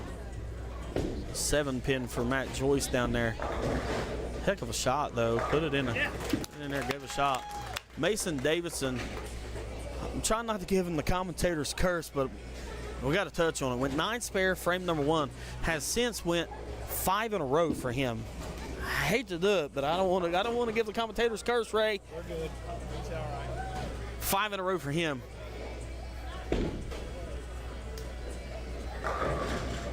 Dave Allen, touch up on Dave Allen down there. He was high game number 1 scratch. He went 9 open. Has since went double spare turkey. For Dave Allen, he's found his marks down on lanes 7 and 8. Again, my name is Brandon Massey, bringing you the live action with my partners in crime over here, Ray Clark and Braxton Massey. Again, gentlemen, thank you for your help this evening. I want to give our shout out to all of our sponsors, American Lube, Tooter's Biscuit World out of Huntington. Special thanks to Don and Terry Turner II. 3rd Avenue Auto Sales, Ohio Valley Crash Parts, Peddler's Home Cooking, Premier Auto Sales, our title sponsor for the 2023 Tri-State Summer Classic, Guys Floor Covering, Jim Howard and Son Body Shop. Special thanks again to Ray Clark. Awards Plus Tees, L&J Dairy Bar, Caring More Homes. Thank you for all your help and what you've been able to help Kirby Allen accomplish with the Tri-State Summer Classic and the events that he's put on.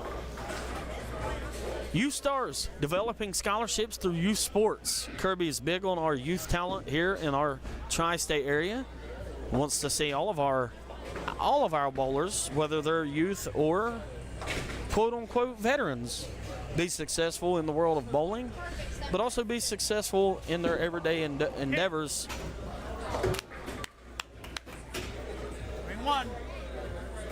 In their collegiate careers or just their work life in general.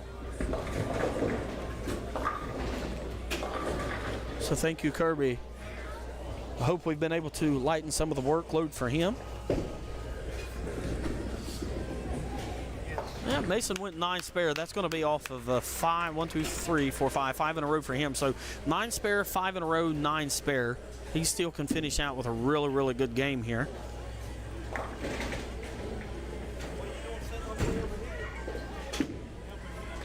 We'll try to get you all some scores.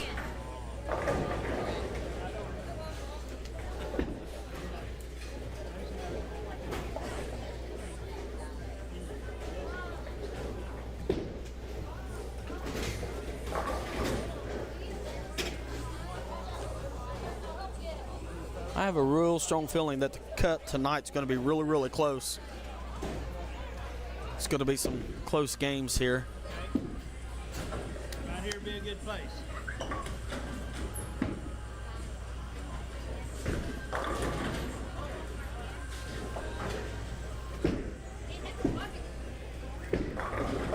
Courtney Massey made a ball change. Went ringing 10 for her. Terry Turner, after an open off of a 4-bag. Again, that was the 2-10 split that Terry had in the 6th. He was able to put a strike together in the 7th. 7-pin cover for Matt Joyce here on lane number 1. He's now up on lane number 2, looking to fill his 6th or 7th frame with a strike. Good off his hand, put it in the hole. That's a strike. Good job by him. 7 spare 4-bag, 9 spare strike for him. It's kind of my sleeper. Tim Boyd has doubled since his last strike in the 4th. Went 8 spare double for him. Corey Johnson was able to put 10 in the pit. That was off of a spare.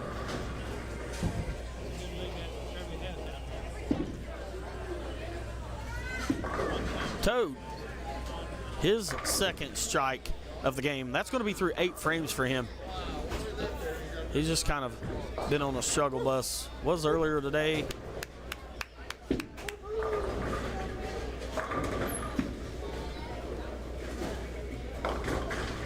in, Mason. Looking down. Oh, Mason with a washout. It's easy cover though. He should be able to cover it, hopefully. Be able to keep his game clean. Been told about a 67% coverage rate for Mason on the washout. The 1, 2, 4, 6, 10. And he won't do it. That'll put him in the 180s. He's still got 2 frames. He's gonna go pretty decent 2 here. Looking at a 181 through 8. Still got 2 frames left for him.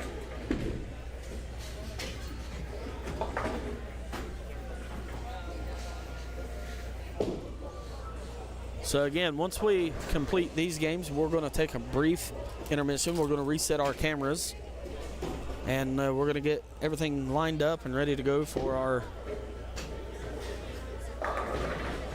our 2 games. That'll include the first 2 advancers from the 4 o'clock squad. Oh, Shane Ruth with a 4-pin slid over.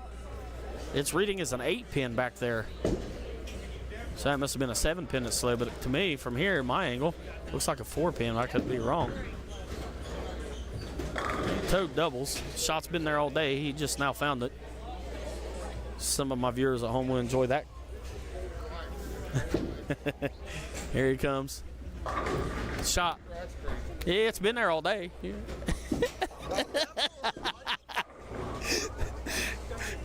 Just giving Toad a little bit of a hard time back there. Giving him a hard time. We got to. We love Toad. Dave Allen's working off of a ham bone down here. Working off a ham bone, Dave Allen is. Shane Ruth will cover his single pin spare. Trent Fuller is working off of a strike. That one looked good off the hand. He liked it. It carried. That'll be a strike. First ball in the 10th for him. It's going to be the 3-10 for Mason down here on lane 5. Dave Allen went 9 count. He left the 3-pin. That was off of a ham bone. Trent with a little bit behind the head pin, left a 2-pin. He'll should be able to cover that single pin spare.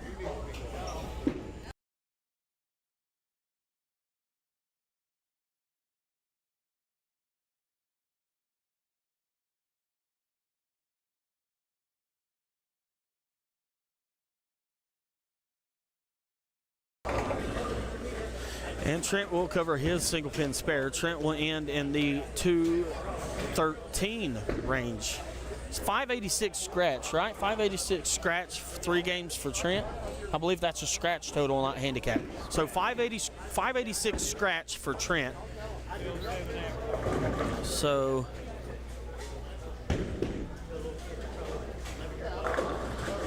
too bad for him. Ben Crace is able to find the pocket and put 10 in the pit down there for him.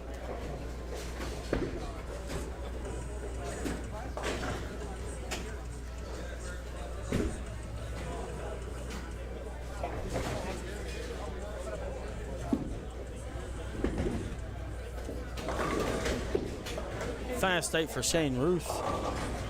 It's going to be a 4-7 for him. Terry Turner's going to be up on lane 1.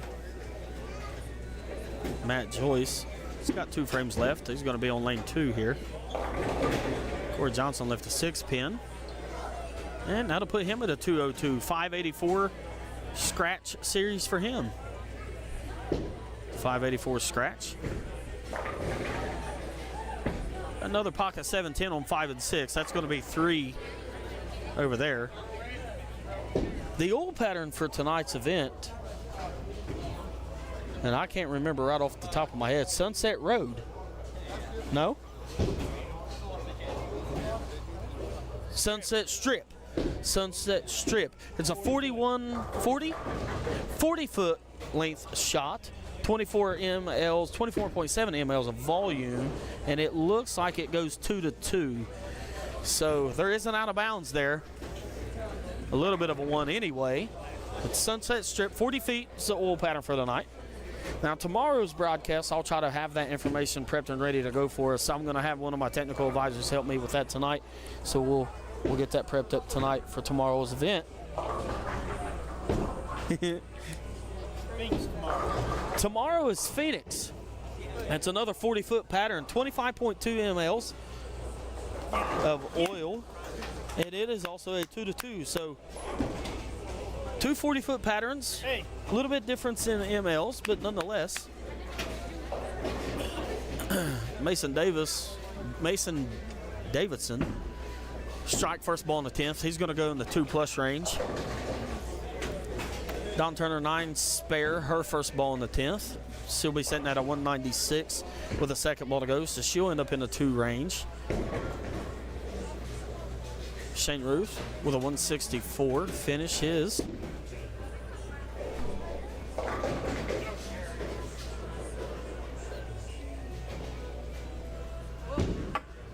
And Mason. Get 2. Evan will go 170 for a 500 scratch for him, I do believe.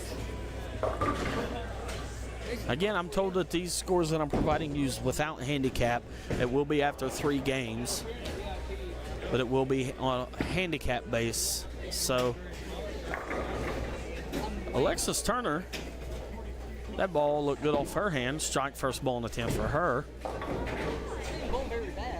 John Tort of Greek Church down there. The lefty of the Greek Church, I should say. Which is the 4, 6, 7, 8, 10. And that was his first ball in the 10th, and he's not going to get a single pin. Tough day on the lay for him. He come into this handicap tournament on a scratch base, and knowing that, struggled. 557 scratch for Toad. 10 qualifying for him.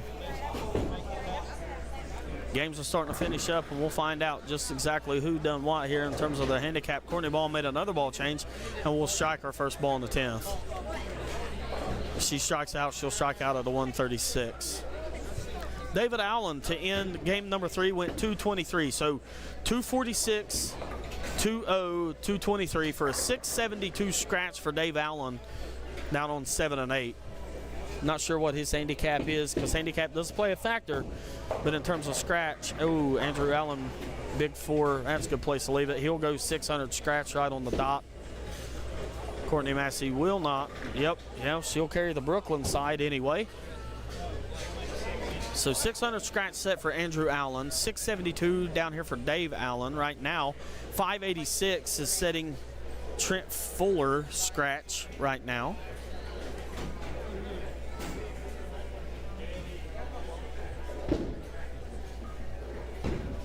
Oh, good cover by Tim Boyd.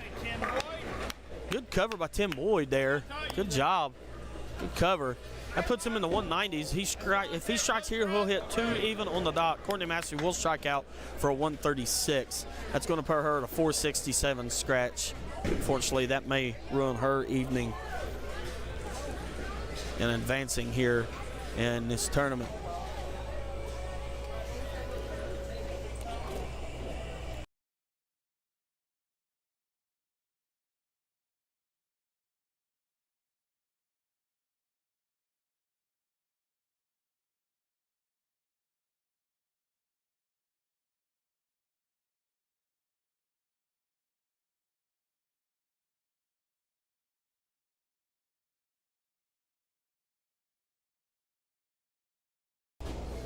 All right, so just checked with Kirby. The 2 games after cut here, so the 2 games after cut here will be the top 7. That's going to be from first round of qualifying at the 4 o'clock shift, the second round of qualifying at the 7 o'clock shift. Those games will happen on 3 and 4, 5 and 6. 3 and 4, 5 and 6. So we'll try to readjust our camera, get you a little bit better angle of 3 and 4, 5 and 6. We'll try to include scoring if we can, and we'll do that after some of these games have been complete. Looking down here on 7 and 8, 7 and 8 will finish before anybody else. I'm sorry, 3 and 4 finish before anybody else. 202 for Corey Johnson, 170 for Evan Johnson. Toad John Tordoff ended at a 155. Trent Fuller at a 213. Shane Ruth at a 164. That cleans up games on 3 and 4. Now, down on 7 and 8, those games are cleaning up down there. Brian Rossi went with a 209. He went 209. We had a 151. Dave Allen went 223, trying to see what Ben Crace ended up shooting in his final game of qualifying.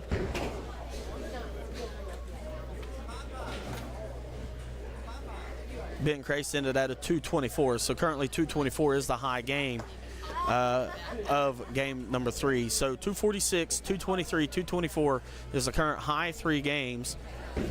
And then Sarah Meadows with a 139. Now right here on 5 and 6, Mason Davison did go with a 209. Courtney went 136. Connor Webb with a 79. Allie Mills struggled this game, couple pocket 10s, 7-10s rather. Several 10-pin corner pins left. Went 138 for her. Tim Boyd with a 198 scratch. Down here on lanes 1 and 2, Don Turner went 206. That's going to be 554 scratch for her. Don Turner, 206. Alexis Turner, 144. Terry Turner went 223. And Matt Joyce will end up with 225. 225 will be the high game of game number 3. His scratch total 630. So we're going to take a brief intermission. We're going to figure out what the cut is, and we'll bring all that information right back to you here live from Spare Time Recreation in the 2023 Premier Auto Sales Tri-State Summer Classic.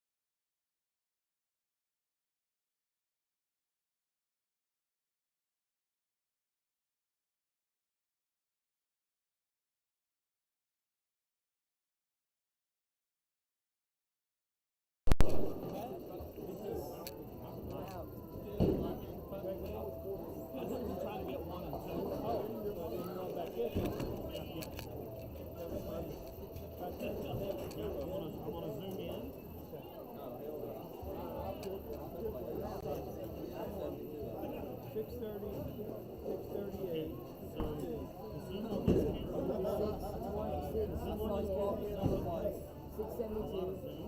40 shot 630. So we'll have to go with that camera for the bowlers, and then we'll use this camera for the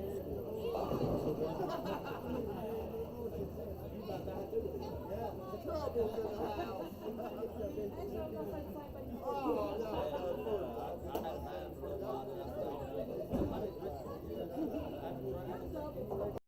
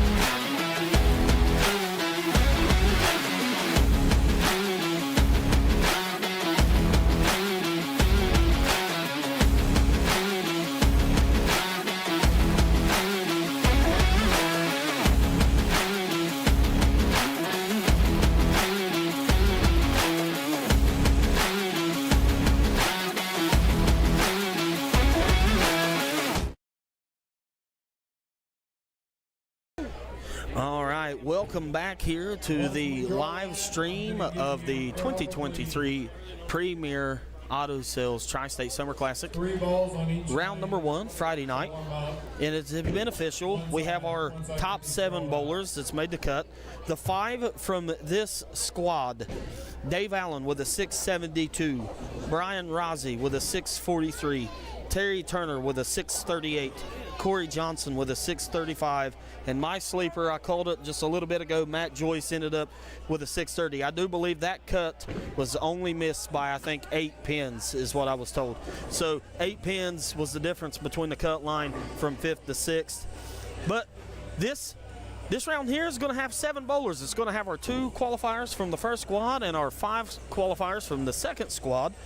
And that's going to include Matt Rowan and Chris Prady. Chris shot 300, game number 1, to start this tournament. What a way to start.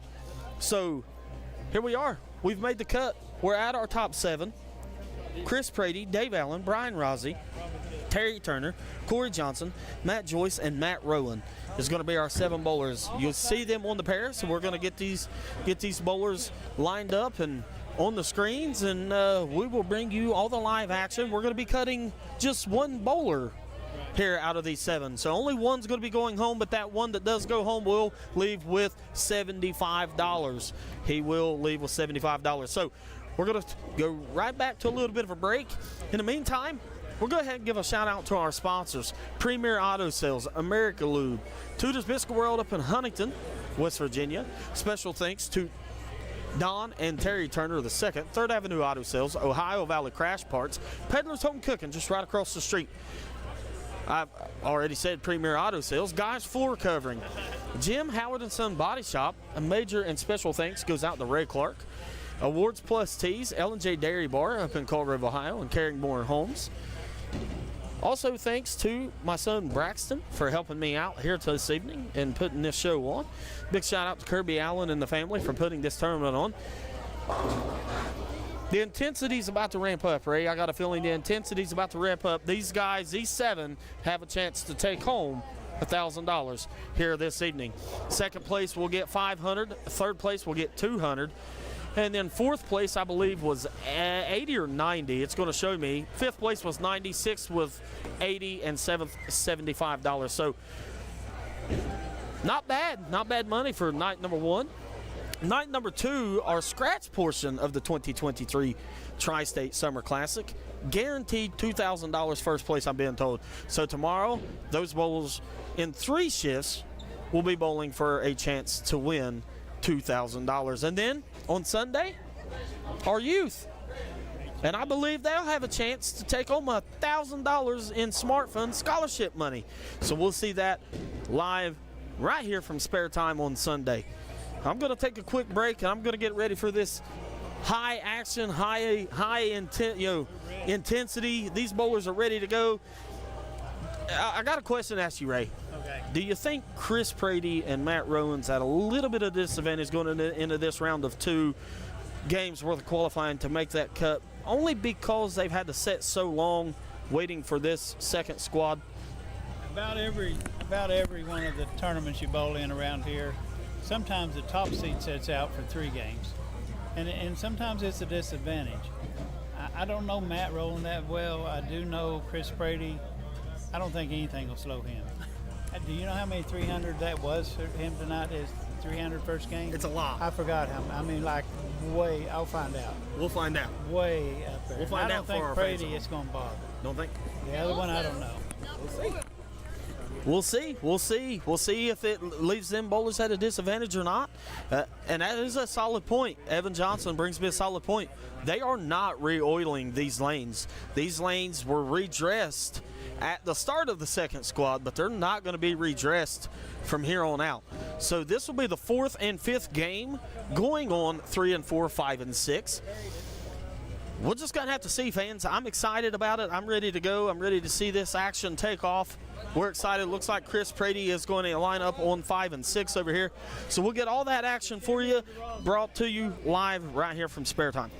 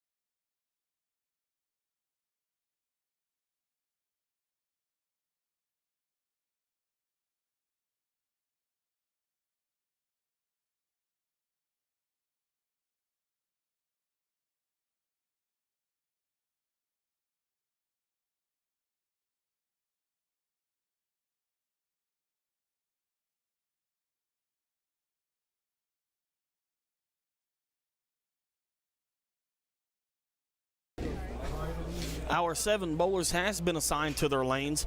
Right directly in front of us here on 3 and 4 is going to be Corey Johnson on the left lane starting on lane 3. Dave Allen starting on the right lane on lane 4. Brian Rossi will line up on lane 3. Terry Turner will line up on lane number 4. I'm actually gonna change a little bit of this camera view because we don't necessarily need exactly all of.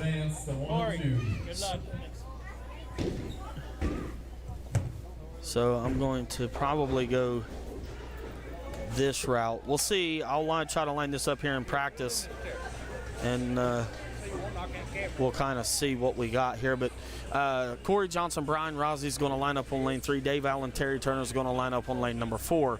On lane number 5 will be Matt Joyce out of Lexington, Kentucky. And Chris Prady, Mr. 300 himself, Matt Roan, will line up on lane number 6. That's going to be our top 7 bowlers. We're going to be cutting 1 bowler. And then those 6, well, those 6 will be going with a shotgun finale. All 6 bowling down here on the championship pair on 1 and 2. And we'll get you that action after these 2 games here.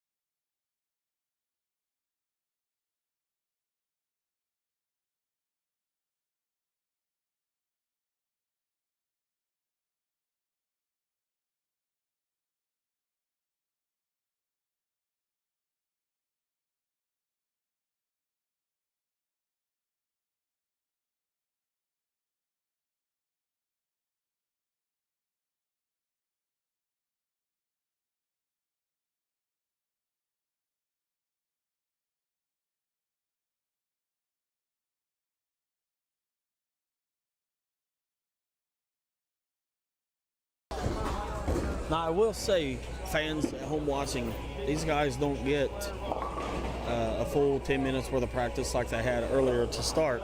I believe they only get to throw a max of 3 shots per lane, I believe is what Kirby had made the announcement of. So we'll get these guys underway here in just a few minutes, and hopefully we get to see some big scores.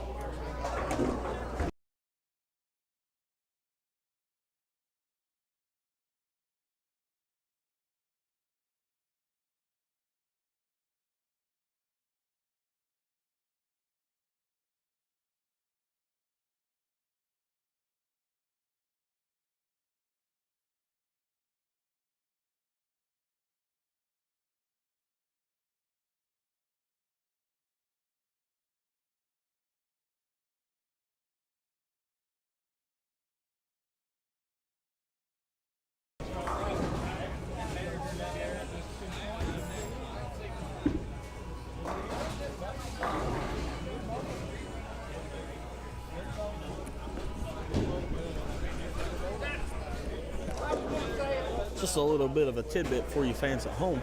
Dave Allen, the game he shot 246 on is where he's going to start. Now, I don't know where Chris Prady, what pair he shot his 300 on to start. But I do know Dave Allen is on the pair he shot 240 on. And it looks like most of them's got their shots in, and they're going to be settling down, and we're going to get this action fired up here for you fans.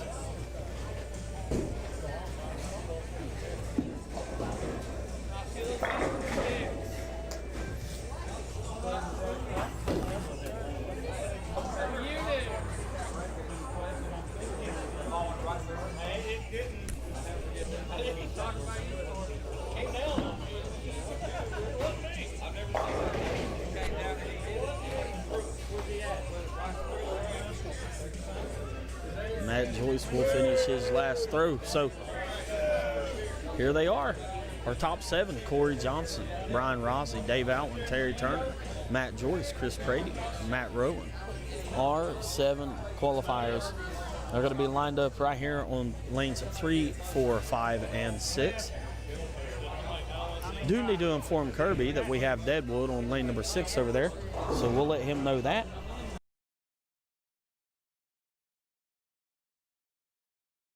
So we let him know that there was Deadwood on 6, so we'll get that taken care of. And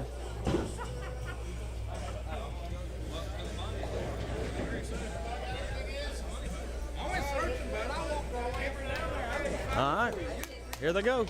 Top 7. Kirby's gave the go-ahead. They're going to be hitting their red buttons to get their games fired up. Now again, there's no handicap put in, so these 2 games that these guys will be bowling will include handicap. So it'll be 2 games with handicap. Up first will be Corey Johnson. He's going to be starting on lane 3. Dave Allen will be on lane 4. Dave Allen's going to throw the first ball. Looks like Matt Rowan's going to be throwing over here on lane number 6 to start. Matt Joyce will be starting on lane 5.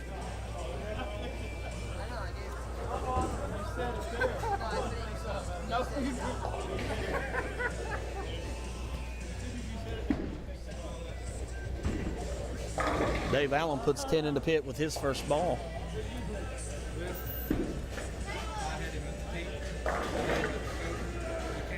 Matt Rowan was telling me that he was feeling a little tightness from the 3 games that he had bowled earlier. He goes 8 count his first shot. Corey Johnson goes 8 count his first shot. Up next will be Terry Turner on lane number 4. Corey's got a 6-10 to cover. Matt Rowan's got the 1-3 to cover. Terry Turner with his first shot. He'll deliver. 9 count, ringing 10, powerful shot, 17.8 mile an hour. Matt Rowan covered his 8 count. He will go 8 spare to start. Corey Johnson throwing that Belmo ball. It's a spare ball. He will cover his. He'll go 8 spare to start. Terry Turner is going to try to cover his 10 pin. Matt Joyce will be up. Terry Turner covered his 10 pin. So far, everybody's clean through their first frames here. Again, these guys will have 2 games of qualifying here to advance to the top 6. One of these guys is going to leave in 7th place with $75. Brian Rossi with his first shot. He'll go 9 count, leaving a 3 pin.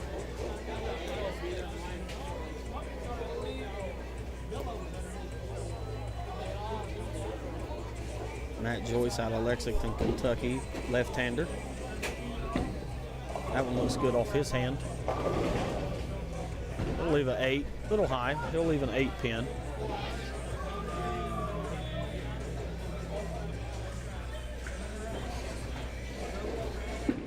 Corey Johnson, his second shot. That's 10 in the pit for him.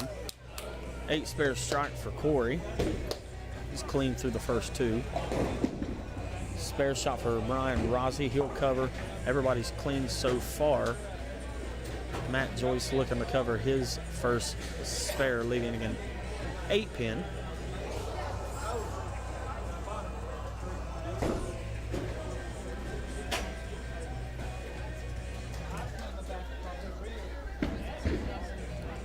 And he'll do just that. Up next, lane 5, Mr. 300, shot 300, his first game of this tournament. First game of the tournament to start. Dave Allen with his second shot. He'll go Brooklyn strike. That's a double for Dave.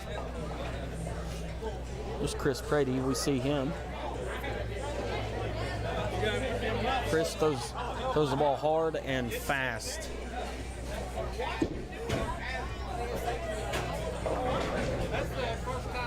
Go 8 count, leaving the 6-10. I know you're on that on there, because I was going to ask who's your favorite out of them.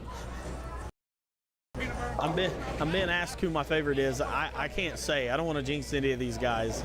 So I don't really have a favorite. Brian Rossi, he's going to go with an 8 split here, 8 count split. It's going to be the 4-9. That's going to be a little bit of a tough one to cover. Chris Prady's got the 6-10 to cover. Terry Turner with his second shot. Sounded a little better. Solid 9 for Terry. Oh, Prady chopped the 6-10. It's our first open. First open of the 2 games qualifying. Chris Prady looking at a 4-9. And it's not going to get back enough. He'll split. That'll be an open for Brian Rossi.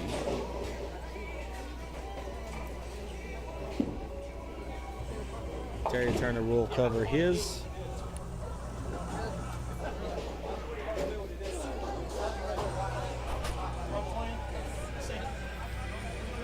Matt Joyce is up on lane 6. Matt Rowan will be throwing his second shot here. That'll be a Brooklyn strike for Matt Joyce. He just needs to gain a little bit of composure for himself, kind of settle in a little bit. Corey Johnson will jump to the Brooklyn side of the head pin, and he'll carry out a strike. So he'll go 8 spare double through 3 for him.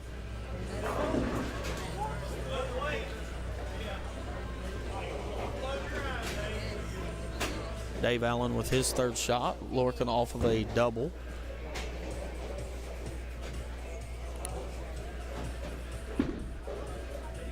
Pipes it right down the middle. And we'll go with those. Dave Allen covered his two pins. So double 8 spare for Dave Allen.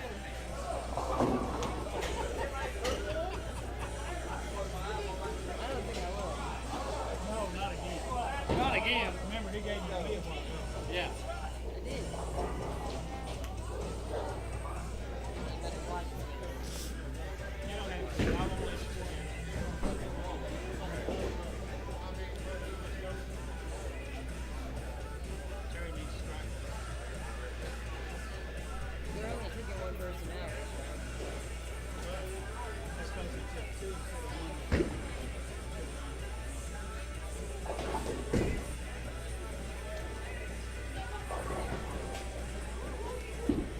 Terry Turner, his third shot will strike. That'll be 9 spare strike through 3 for Terry Turner.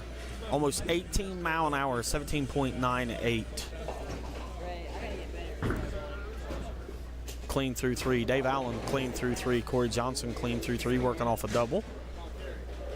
Matt Joyce clean through his first 2 frames.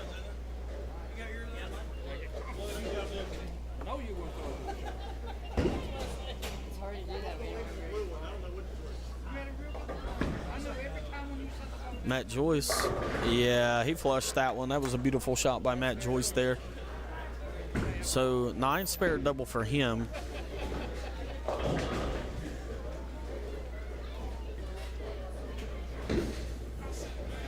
Matt Rowan struggling to find the pocket. Got a 2 pin standing up there looking at him. See if he can cover his 2 pin.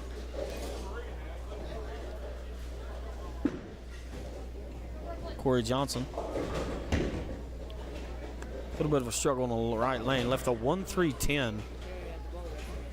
1-3-10. Chris Prady in his third shot up on the 5th. Up on the lane 5, I should say. A little bit of a struggle for him on the left lane as well. You kind of see it sitting in his face. I'm sure he'll make a big adjustment coming up. Matt will spare. So 2 out of the 3 frames for him will be a spare for Matt Rowan. Dave Allen. Double spare strike for Dave Allen.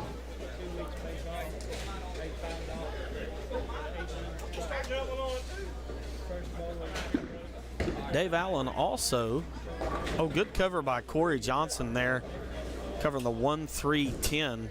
It's a good cover for him, covering the 1-3-10. A tidbit about Dave Allen. Dave Allen also was the winner of the River City's USBC City Tournament in the singles division. Terry Turner high, 4.710 for Terry Turner.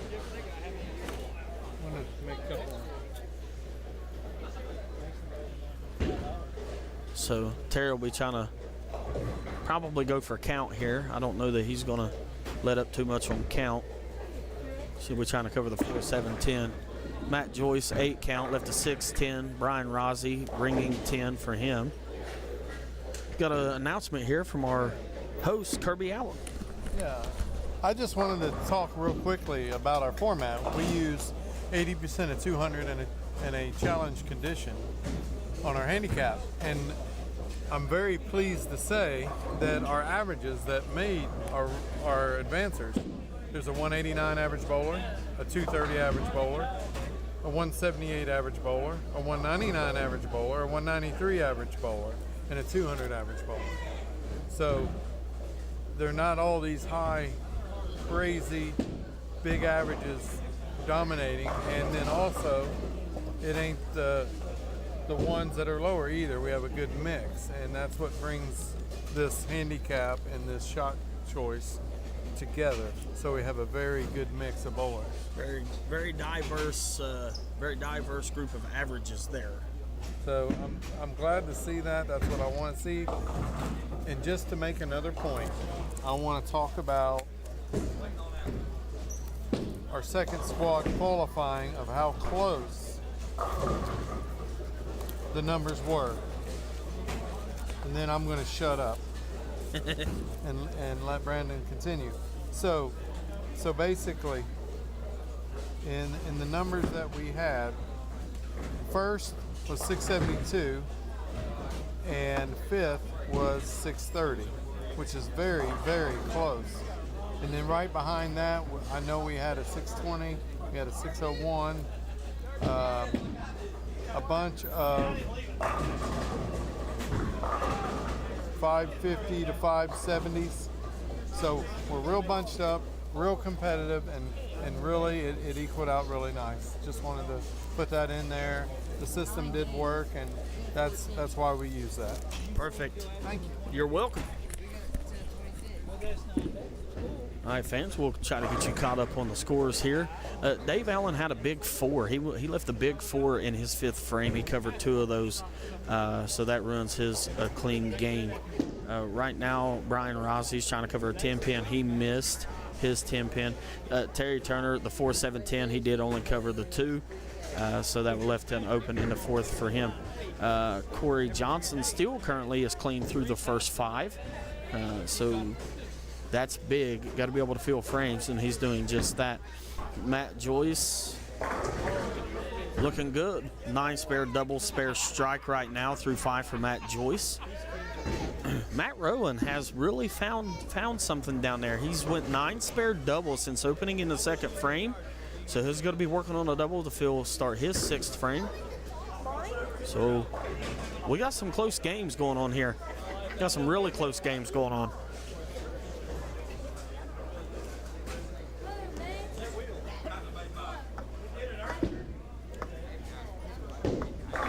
Chris Brady buries 10 in the pit. 10 in the pit for Chris Brady. That's going to be working on a double when he starts his 6th frame.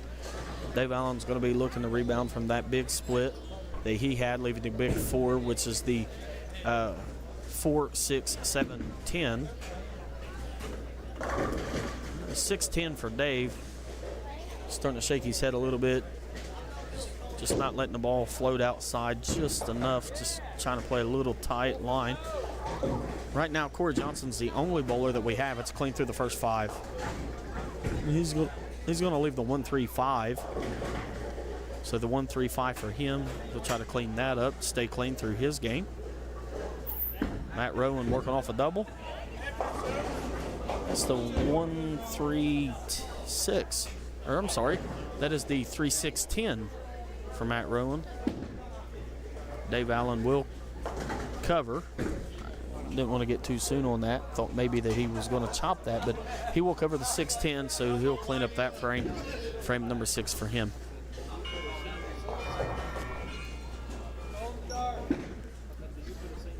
Corey Johnson will cover. He will stay clean through 6.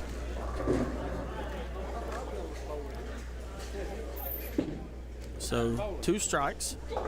Ooh, tough break from Matt there. 2 strikes for Corey through 6, though, but he is staying clean and filling the frames, and that's key. That is so much key in this tournament style, especially on a challenge shot. Terry Turner pipes one. Yeah, that sounded a little rough. That's going to leave the 6-9-10. I'm sorry, 3-9-10 for Terry Turner. That sleeper back there with the 9 pin is going to be a little bit hard to cover. Matt Joyce. I do want to say I was wrong. Corey Johnson is not the only one to stay clean through his first 6 frames. Right now, Matt Joyce is also clean through his first 5. So I should clarify that Matt Joyce is clean through his first 5 frames. He's going to be looking to cover the 4-7. Terry Turner went after it, covered the 3-9. It's going to be an open for him.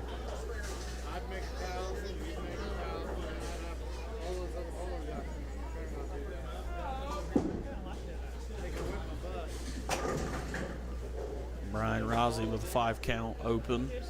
And again, these bowlers are bowling on the Sunset Strip, 40 feet, 24.7 mL's oil, laid down 2-2.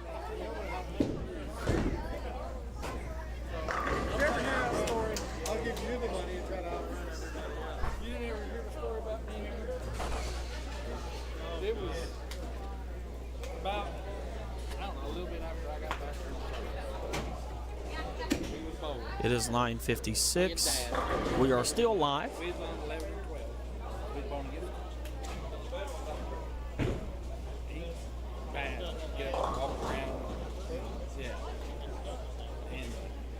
He was sitting there and we was waiting on him.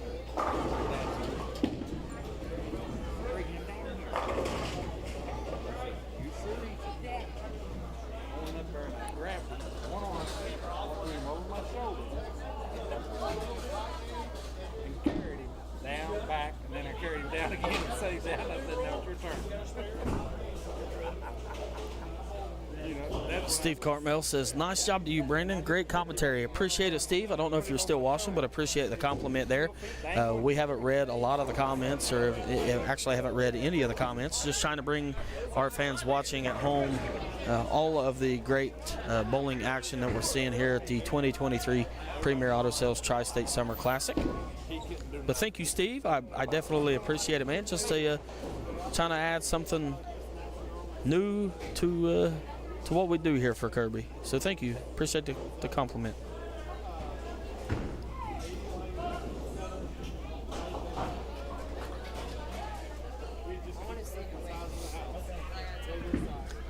So right now these bowlers, Terry Turner puts 10 in the pit. They're working through 7 frames. They're going to be starting their 8th. Corey Johnson did strike in the 7th. He's still clean. Chris Prady's working on a turkey. That's 4. That's a 4 bag. That's a ham bone. Chris Prady with a big ham bone there.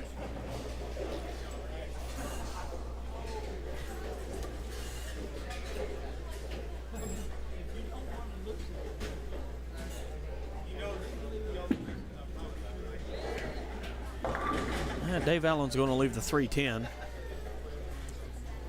Little baby split for Dave Allen. Corey Johnson is now the only bowler that is clean through the first 7 frames.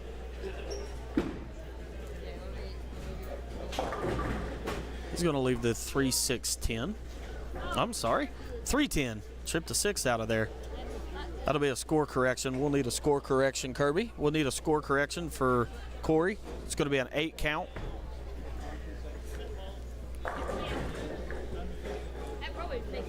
You can always ask the commentator if it fell. He's watching every shot. Dave Allen will cover the baby split. Matt Rowan with his shot. Wash out. That's going to leave the 1, 2, 4, 6, 10. And what Matt needs to remember is this is going to include handicap. He's not necessarily out of this. While he may be down, he's not completely out. Well, good cover by Corey Johnson with the baby split. So 2 baby split conversions on lanes 3 and 4. And that keeps Corey clean. Brady with a 5 in a row. Terry Turner. Sounded good. 4-pin. Left the 4-pin.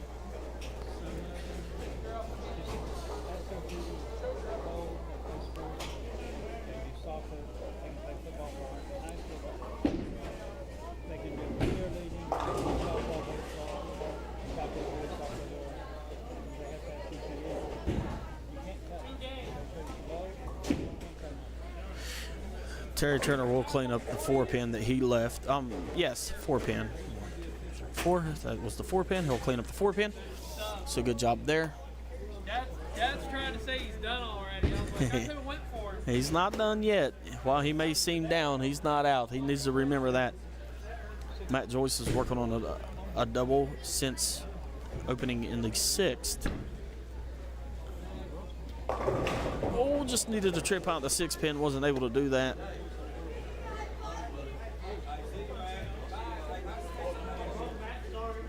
Matt Joyce is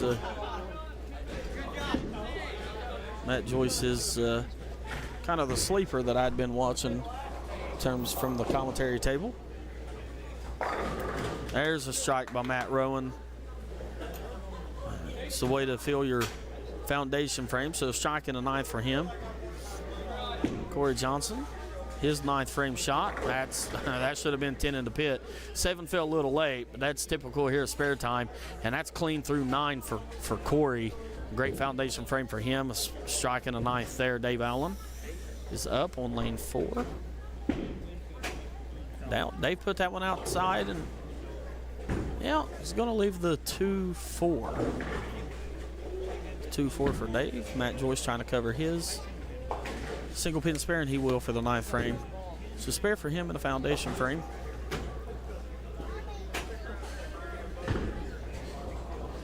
Well, Ray, we're not sponsored by Pabst Blue Ribbon, and so we don't have the fancy siren for the 6-pack, but we're brewing one down here on lane number 6 with Chris Brady.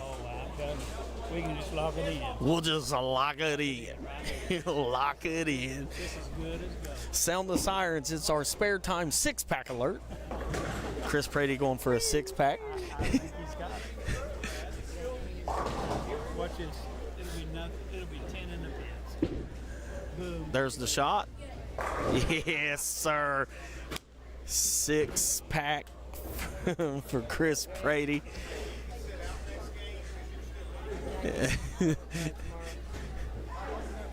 6-pack for Chris Brady there. Terry Turner is going to be trying to fill his foundation frame with a strike here. He's up on lane 4. Shot will get off the hand, and it will strike. 10-pin never had no chance to ring there. So Terry Turner will strike in his foundation frame. Matt Joyce is up. It's going to be his 10th frame of game number 1. Again, this will be a 2-game set for these guys. Laid that one out there. Carried. Yes, it did. Carried. He has a shot to go out at 2:15. Matt Rowan with a ringing 10, his first ball in the 10th. What a beautiful shot. Ringing 10 for Matt Rowan. Corey Johnson clean through 9, trying to fill his 10th frame.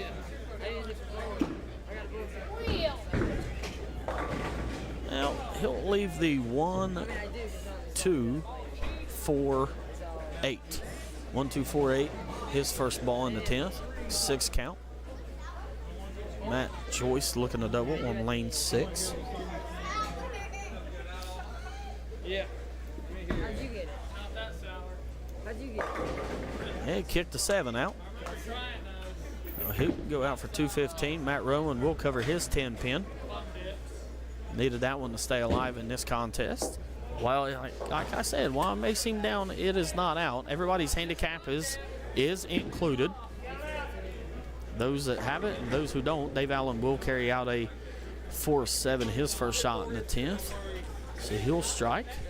He could strike out, I believe, for a 199. 199 for Dave Allen if he goes out.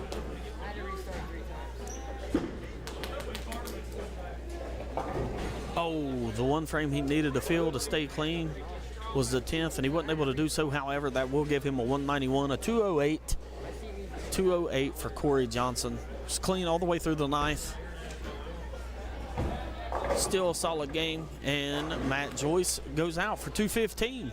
So 215, 208 to start. Dave Allen, his second ball, I believe a 4-pin.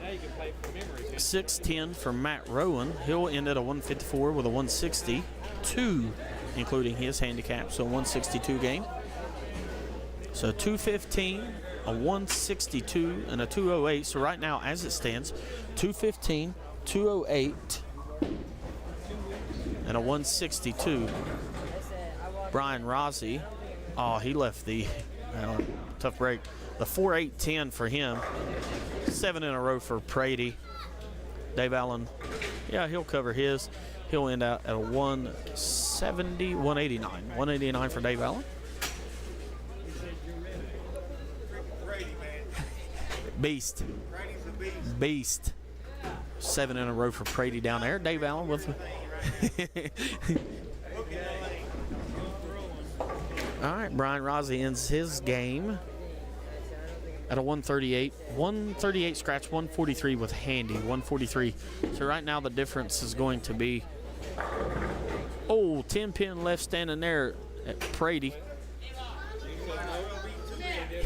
That's well, as hard as he throws it. Terry Turner didn't like that one dead left off his hand almost. It's going to be a 7 count in his first ball in the 10th.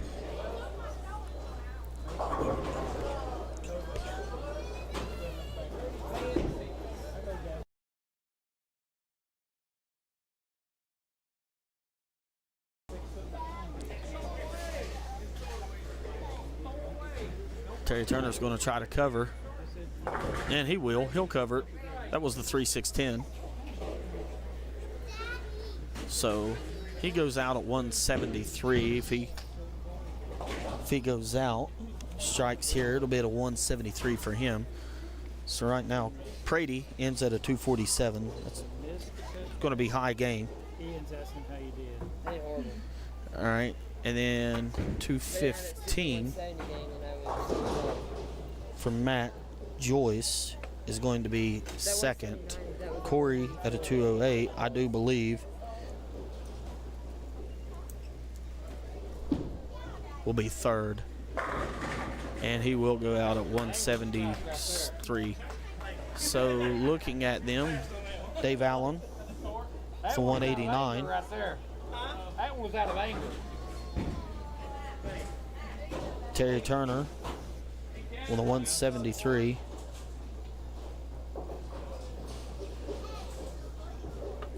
Matt Rowan with a 162. And Brian Rossi with a 143.